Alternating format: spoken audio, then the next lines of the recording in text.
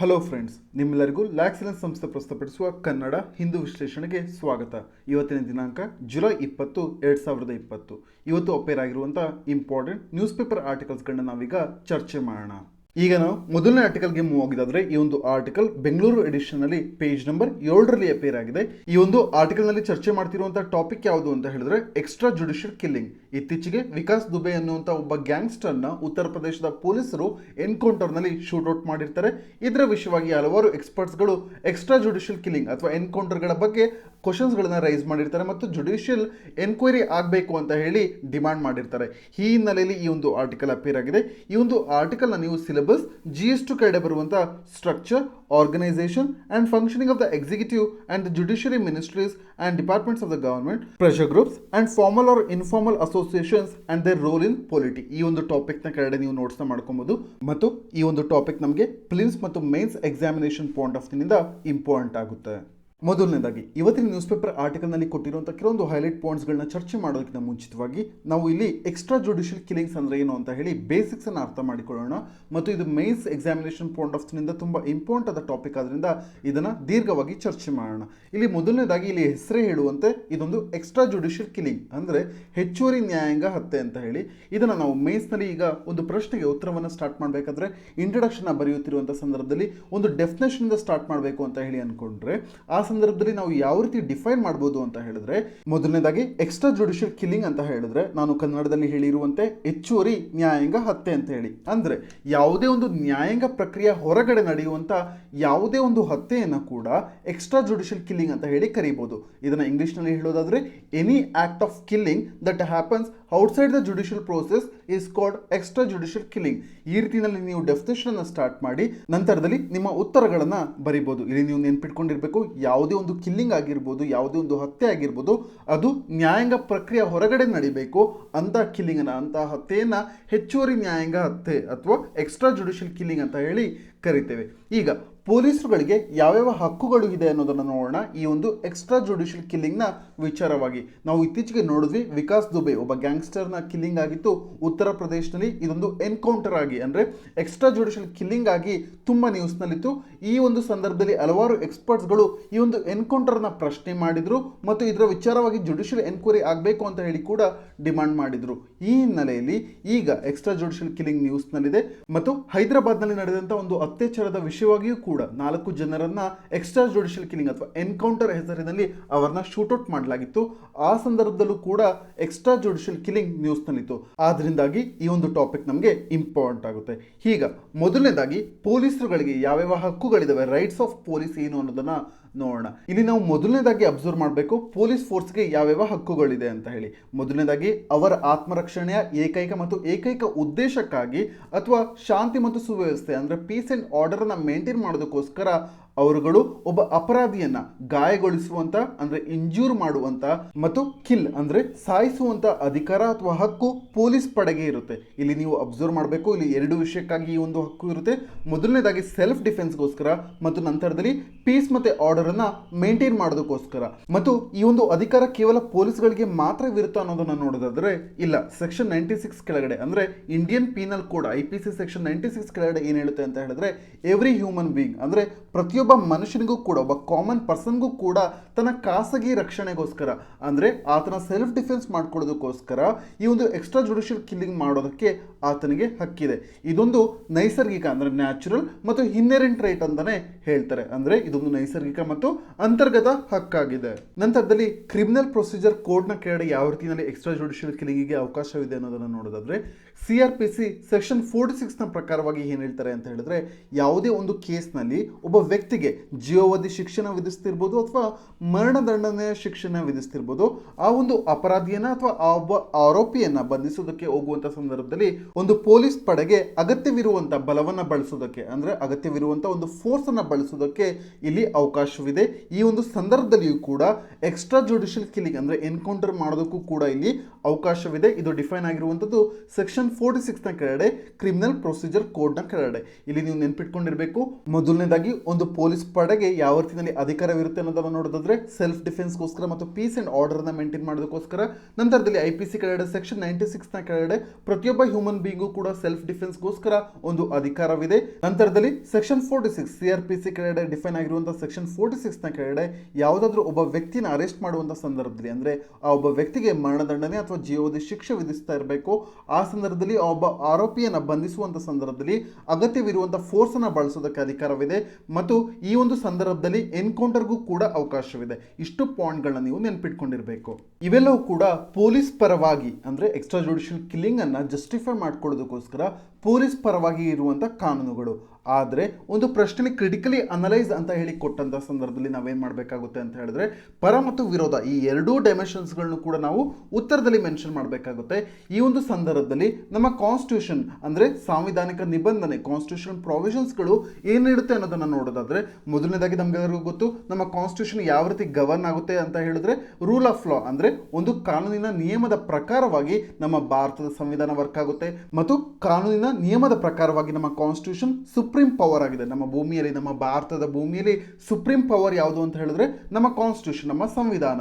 ಇದರಲ್ಲಿ ಏನು ಡಿಫೈನ್ ಆಗಿದೆ ಅಂತ ಹೇಳಿದ್ರೆ ಲೆಜಿಸ್ಲೇಟಿವ್ ಮತ್ತು ಎಕ್ಸಿಕ್ಯೂಟಿವ್ ಇವರುಗಳು ಎಲ್ಲಿಂದ ಪವರ್ನ ಡಿಫೈನ್ ಮಾಡ್ಕೊಳ್ತಾರೆ ಅಥವಾ ಡೆರೈವ್ ಮಾಡ್ಕೊಳ್ತಾರೆ ಅಂತ ಹೇಳಿದ್ರೆ ನಮ್ಮ ಕಾನ್ಸ್ಟಿಟ್ಯೂಷನ್ ಇಂದಲೇ. ಅಂದ್ರೆ ಲೆಜಿಸ್ಲೇಟಿವ್ ಮತ್ತು ಎಕ್ಸಿಕ್ಯೂಟಿವ್ ಶಾಸಕಾಂಗ ಮತ್ತು ಕಾರ್ಯಾಂಗ ಇವುಗಳು ತಮ್ಮ ಅಧಿಕಾರವನ್ನು ಎಲ್ಲಿಂದ ಪಡ್ಕೊಳ್ತಾರೆ ಅಂತ ಹೇಳಿದ್ರೆ ನಮ್ಮ ಸಂವಿಧಾನದಿಂದ. ಈಗ ನಮ್ಮ ಸಂವಿಧಾನದಲ್ಲಿ ಡಿಫೈನ್ ಆಗಿರುವಂತಹ ಆರ್ಟಿಕಲ್ 21 ನೋಡೋದಾದ್ರೆ ಅದೇನು ಹೇಳುತ್ತೆ ಅಂತ ಹೇಳಿದ್ರೆ right to life and personal liberty ಅಂತ ಹೇಳಿದ್ರೆ ಇದೊಂದು ಮೂಲಭೂತ ಹಕ್ಕಾಗಿದೆ. ಇದರಲ್ಲಿ ಹೇಳುವಂಥದ್ದು ಏನು, ಜೀವಿಸುವ ಹಕ್ಕನ್ನು ನೀಡಿದ್ದಾರೆ ಮತ್ತು ವೈಯಕ್ತಿಕ ಸ್ವಾತಂತ್ರ್ಯವನ್ನು ಕೂಡ ನೀಡಿದ್ದಾರೆ. ಇದು ಮೂಲಭೂತ ಹಕ್ಕಾಗಿದೆ, ಅಂದರೆ ಫಂಡಮೆಂಟಲ್ ರೈಟ್ ಆಗಿದೆ ಮತ್ತು ಇದು ಪ್ರತಿಯೊಬ್ಬ ವ್ಯಕ್ತಿಗೂ ಕೂಡ ಲಭ್ಯವಿದೆ.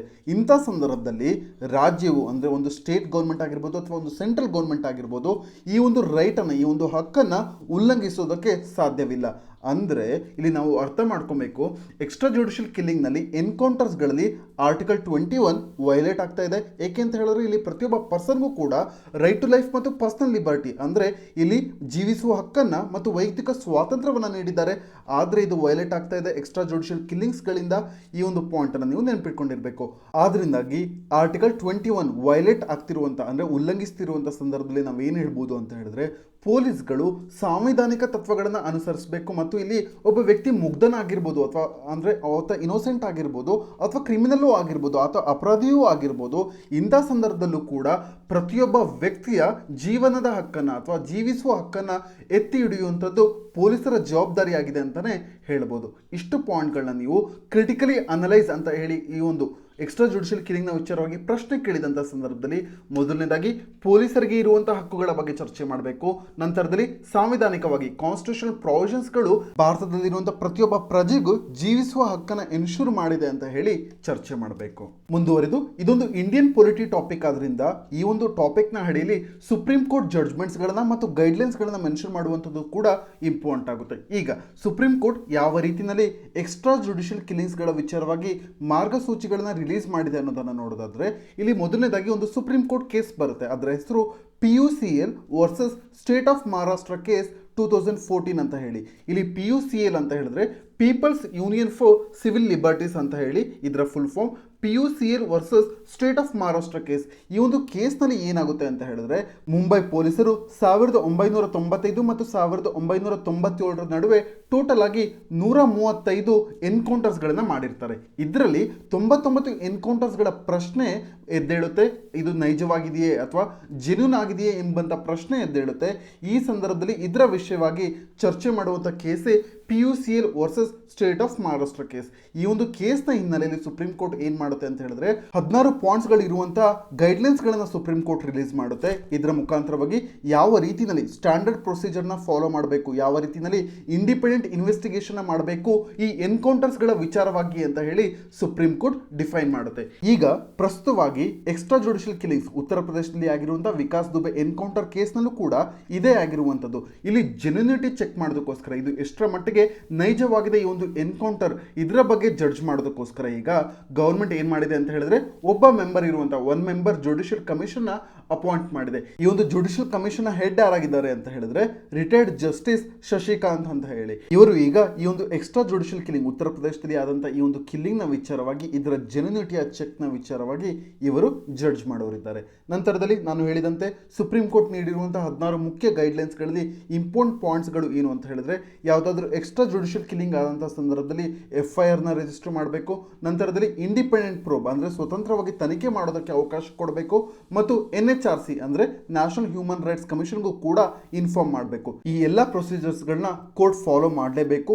ಆರ್ಟಿಕಲ್ 141 ಏನ್ ಹೇಳುತ್ತೆ ಅಂತ ಹೇಳಿದ್ರೆ, ಸುಪ್ರೀಂ ಕೋರ್ಟ್ ಹೇಳುವಂತ ಎಲ್ಲಾ ಲಾಗಳು ಕೂಡ, ಎಲ್ಲಾ ಕಾನೂನುಗಳು ಕೂಡ ಪ್ರತಿಯೊಂದು ಕೋರ್ಟ್ನಿಗೂ ಕೂಡ ಬೈಂಡಿಂಗ್ ಆಗಿರುತ್ತೆ, ಪ್ರತಿಯೊಂದು ಗೌರ್ಮೆಂಟ್ಗೂ ಕೂಡ ಬೈಂಡಿಂಗ್ ಆಗಿರುತ್ತೆ ಆರ್ಟಿಕಲ್ 141 ಕೆಳಗಡೆ.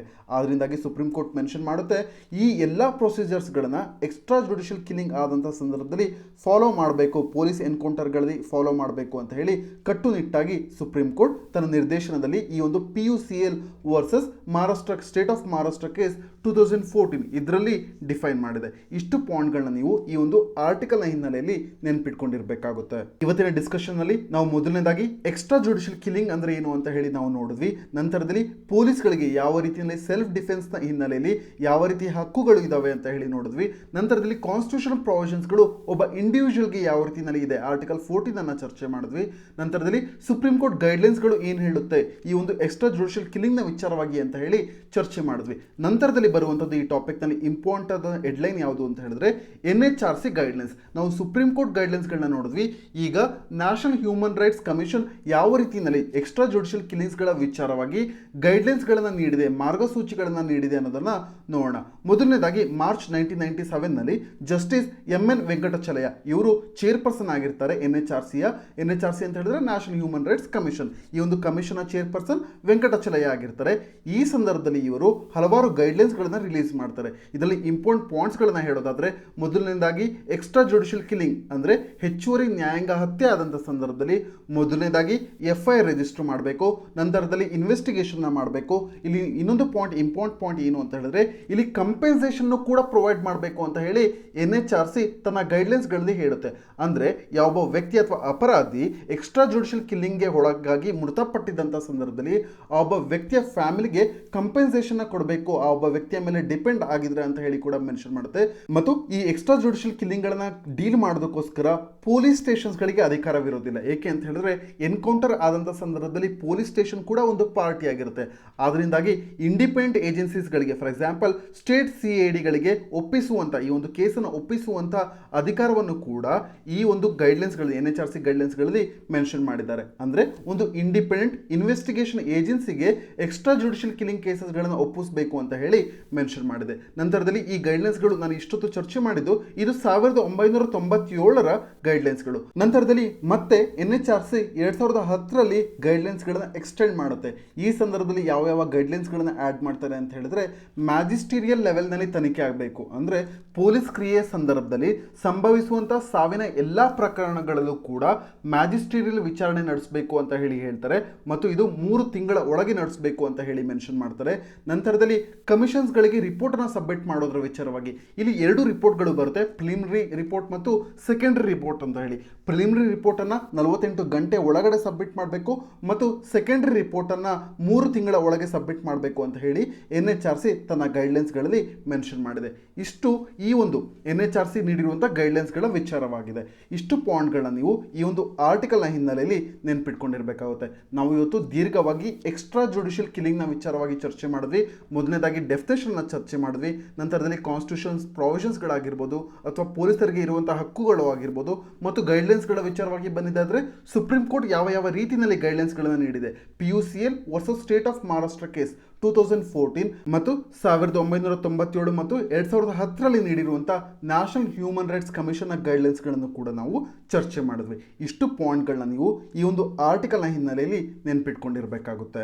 ಈಗ ಮುಂದುವರೆದು ಇವತ್ತಿನ ಎಡಿಟೋರಿಯಲ್ ಡಿಸ್ಕಷನ್ಗೆ ಮೂವ್ ಆಗಿದ್ರೆ, ಈ ಒಂದು ಎಡಿಟೋರಿಯಲ್ ನಲ್ಲಿ ಏನು ನೀಡಿದ್ದಾರೆ ಎಕ್ಸ್ಟ್ರಾ ಜುಡಿಷಿಯಲ್ ಕಿಲ್ಲಿಂಗ್ ನ ವಿಚಾರವಾಗಿ ಮತ್ತು ಇಲ್ಲಿ ಲೇಖಕರು ಅವರ ಒಪಿನಿಯನ್ ಅನ್ನು ನೋಡೋದಾದ್ರೆ ಅವರು ಹೇಳ್ತಾ ಇದ್ದಾರೆ, UPಯಲ್ಲಿ ನಡೆದಂತ ಎಕ್ಸ್ಟ್ರಾ ಜುಡಿಷಿಯಲ್ ಕಿಲ್ಲಿಂಗ್ ನ ವಿಚಾರವಾಗಿ ಅವರು ಹೇಳ್ತಾರೆ, ಈ NHRC ಮತ್ತು ಸುಪ್ರೀಂ ಕೋರ್ಟ್ ಗೈಡ್ಲೈನ್ಸ್ ಗಳು ಏನಿದ್ದಾವೆ ಎಕ್ಸ್ಟ್ರಾ ಜುಡಿಷಿಯಲ್ ಕಿಲ್ಲಿಂಗ್ನ ವಿಚಾರವಾಗಿ ಇದನ್ನ ಪುನರ್ನಿರ್ಮಾಣ ಮಾಡುವಂತ ಅಗತ್ಯವಿದೆ ಅಂತ ಹೇಳ್ತಾ ಇದ್ದಾರೆ. ಏಕೆ ಈ ರೀತಿಯಲ್ಲಿ ಹೇಳ್ತಾ ಇದ್ದಾರೆ ಅಂತ ಹೇಳಿದ್ರೆ, ಈ ಎಕ್ಸ್ಟ್ರಾ ಜುಡಿಷಿಯಲ್ ಕಿಲ್ಲಿಂಗ್ ಆಕ್ಟಿವಿಟೀಸ್ಗಳು ಭಾರತದಲ್ಲಿ ಹೆಚ್ಚಾಗ್ತಾ ಇದೆ ಮತ್ತು ಭಾರತದಲ್ಲಿ ಈ ಒಂದು ಸಂಸ್ಕೃತಿಯನ್ನ, ಈ ಒಂದು ಕಲ್ಚರ್ನ, ಎಕ್ಸ್ಟ್ರಾ ಜುಡಿಷಿಯಲ್ ಕಿಲ್ಲಿಂಗ್ ಅನ್ನ ಕೊನೆಗೊಳಿಸಬೇಕು ಮತ್ತು ಈ ರೀತಿಯಂತ ಪ್ರೊಸೀಜರ್ಸ್ ಗಳ ಕೆಳಗಡೆ ಆಶ್ರಯ ಪಡೆಯುವಂತ ಪೊಲೀಸ್ ಅಧಿಕಾರಿಗಳಿಗೂ ಕೂಡ ಶಿಕ್ಷಣ ನೀಡಬೇಕು ಮತ್ತು ಇಂಥ ಪ್ರಕರಣಗಳಲ್ಲಿ ತನಿಖೆ ಯಾವಾಗಲೂ ಕೂಡ ಸ್ವತಂತ್ರವಾಗಿರಬೇಕು ಮತ್ತು ನ್ಯಾಯಯುತವಾಗಿರಬೇಕು. ಇಂಥ ಸಂದರ್ಭದಲ್ಲಿ ಮಾತ್ರ ನಮ್ಮ ಭಾರತದಲ್ಲಿ ಎಕ್ಸ್ಟ್ರಾ ಜುಡಿಷಿಯಲ್ ಕಿಲ್ಲಿಂಗ್ ನಂಬರ್ಸ್ ಗಳನ್ನ ನಾವು ರಿಡ್ಯೂಸ್ ಮಾಡಬಹುದು ಅಂತ ಹೇಳಿ ಲೇಖಕರು ಹೇಳ್ತಾ ಇದ್ದಾರೆ. ಮತ್ತು ನಂತರದಲ್ಲಿ ಮುಂದುವರೆದು ಹೇಳ್ತಾರೆ, ನಮ್ಮ ದೇಶದಲ್ಲಿ ಡೆಮೋಕ್ರಸಿಗೆ ಮತ್ತು ಜುಡಿಷಿಯರಿಗೆ ಈಗ ಈ ಒಂದು ಕೇಸ್ ಏನಿದೆ, ದುಬೈ ಕೇಸ್ ಏನಿದೆ, ಇದೊಂದು ಲಾಸ್ಟ್ ವೇಕಪ್ ಕಾಲ್ ಆಗಿದೆ. ಇಂಥ ಸಂದರ್ಭದಲ್ಲಿ ನಮ್ಮ ದೇಶದಲ್ಲಿ ಇರುವಂತಹ ರೂಲ್ ಆಫ್ ಲಾನ ರೆಸ್ಪೆಕ್ಟ್ ಮಾಡಬೇಕು ಅಂತ ಹೇಳಿದ್ರೆ ಈಗ ಪ್ರಸ್ತುತ ಸಂದರ್ಭದಲ್ಲಿ ಹೈಯರ್ ಜುಡಿಷರಿ ಈ ಒಂದು ಕೇಸಸ್ನ ಕಾಲ್ ಔಟ್ ಮಾಡಬೇಕು. ಅಂದ್ರೆ ಇಲ್ಲಿ ನಡೆದಿರುವಂತಹ ಎಕ್ಸ್ಟ್ರಾ ಜುಡಿಷಿಯಲ್ ಕಿಲ್ಲಿಂಗ್ ನ ವಿಷಯವಾಗಿ ಜೆನ್ಯೂನಿಟಿಯನ್ನ, ನೈಜತೆಯನ್ನ ಚೆಕ್ ಮಾಡಬೇಕು ಅಂತ ಹೇಳಿ ಹೇಳ್ತಾ ಇದ್ದಾರೆ. ಮತ್ತು ಈಗ UP ಗೌರ್ಮೆಂಟ್ ಒಂದು ಸ್ಪೆಷಲ್ ಇನ್ವೆಸ್ಟಿಗೇಷನ್ ಟೀಮ್ ಅನ್ನು ಕೂಡ ಎಂಕ್ವೈರಿಗೋಸ್ಕರ ಅಪಾಯಿಂಟ್ ಮಾಡಿದೆ. ಆದರೆ ಇಲ್ಲಿ ಲೇಖಕರು ಏನು ಹೇಳ್ತಿದ್ದಾರೆ ಅಂತ ಹೇಳಿದ್ರೆ, ಈ ಒಂದು SIT ಟೀಮ್ನಲ್ಲಿ ಇರುವಂತದ್ದು deputy inspector general of police Ravinder ಅನ್ನುವಂಥವ್ರು. ಇವರ ವಿರುದ್ಧವಾಗಿಯೇ CBI ಚಾರ್ಜ್ ಶೀಟ್ ಅನ್ನ ಫೈಲ್ ಮಾಡಿದೆ ಹಲವು ವರ್ಷಗಳ ಹಿಂದೆ. ಅದು ಯಾವ ವಿಚಾರಕ್ಕಾಗಿ ಅಂತ ಹೇಳಿದ್ರೆ, ಎಕ್ಸ್ಟ್ರಾ ಜುಡಿಷಿಯಲ್ ಕಿಲ್ಲಿಂಗ್ ನ ವಿಚಾರವಾಗಿ. ಅಂದ್ರೆ ಇಂಥ ಸಂದರ್ಭದಲ್ಲಿ ಇವರೇ ಸ್ವತಃ ಈ ಚಾರ್ಜ್ ಗಳನ್ನ ಫೇಸ್ ಮಾಡ್ತಿರುವಂತಹ ಸಂದರ್ಭದಲ್ಲಿ ಇವರೇ ಈಗ ದುಬೈ ಕೇಸನ್ನು ಕೂಡ ಹ್ಯಾಂಡಲ್ ಮಾಡ್ತಿದ್ದಾರೆ. ಅದಕ್ಕೆ ಇಲ್ಲಿ ಲೇಖಕರು ಏನು ಹೇಳ್ತಾರೆ ಅಂತ ಹೇಳಿದ್ರೆ, ಈ ಒಂದು ಎಂಕ್ವೈರಿ ತುಂಬಾ ಇಂಡಿಪೆಂಡೆಂಟ್ ಆಗಿ ಮತ್ತು ಅಂದರೆ ಸ್ವತಂತ್ರವಾಗಿ ಮತ್ತು ನ್ಯಾಯಯುತವಾಗಿ ನಡಿಬೇಕು.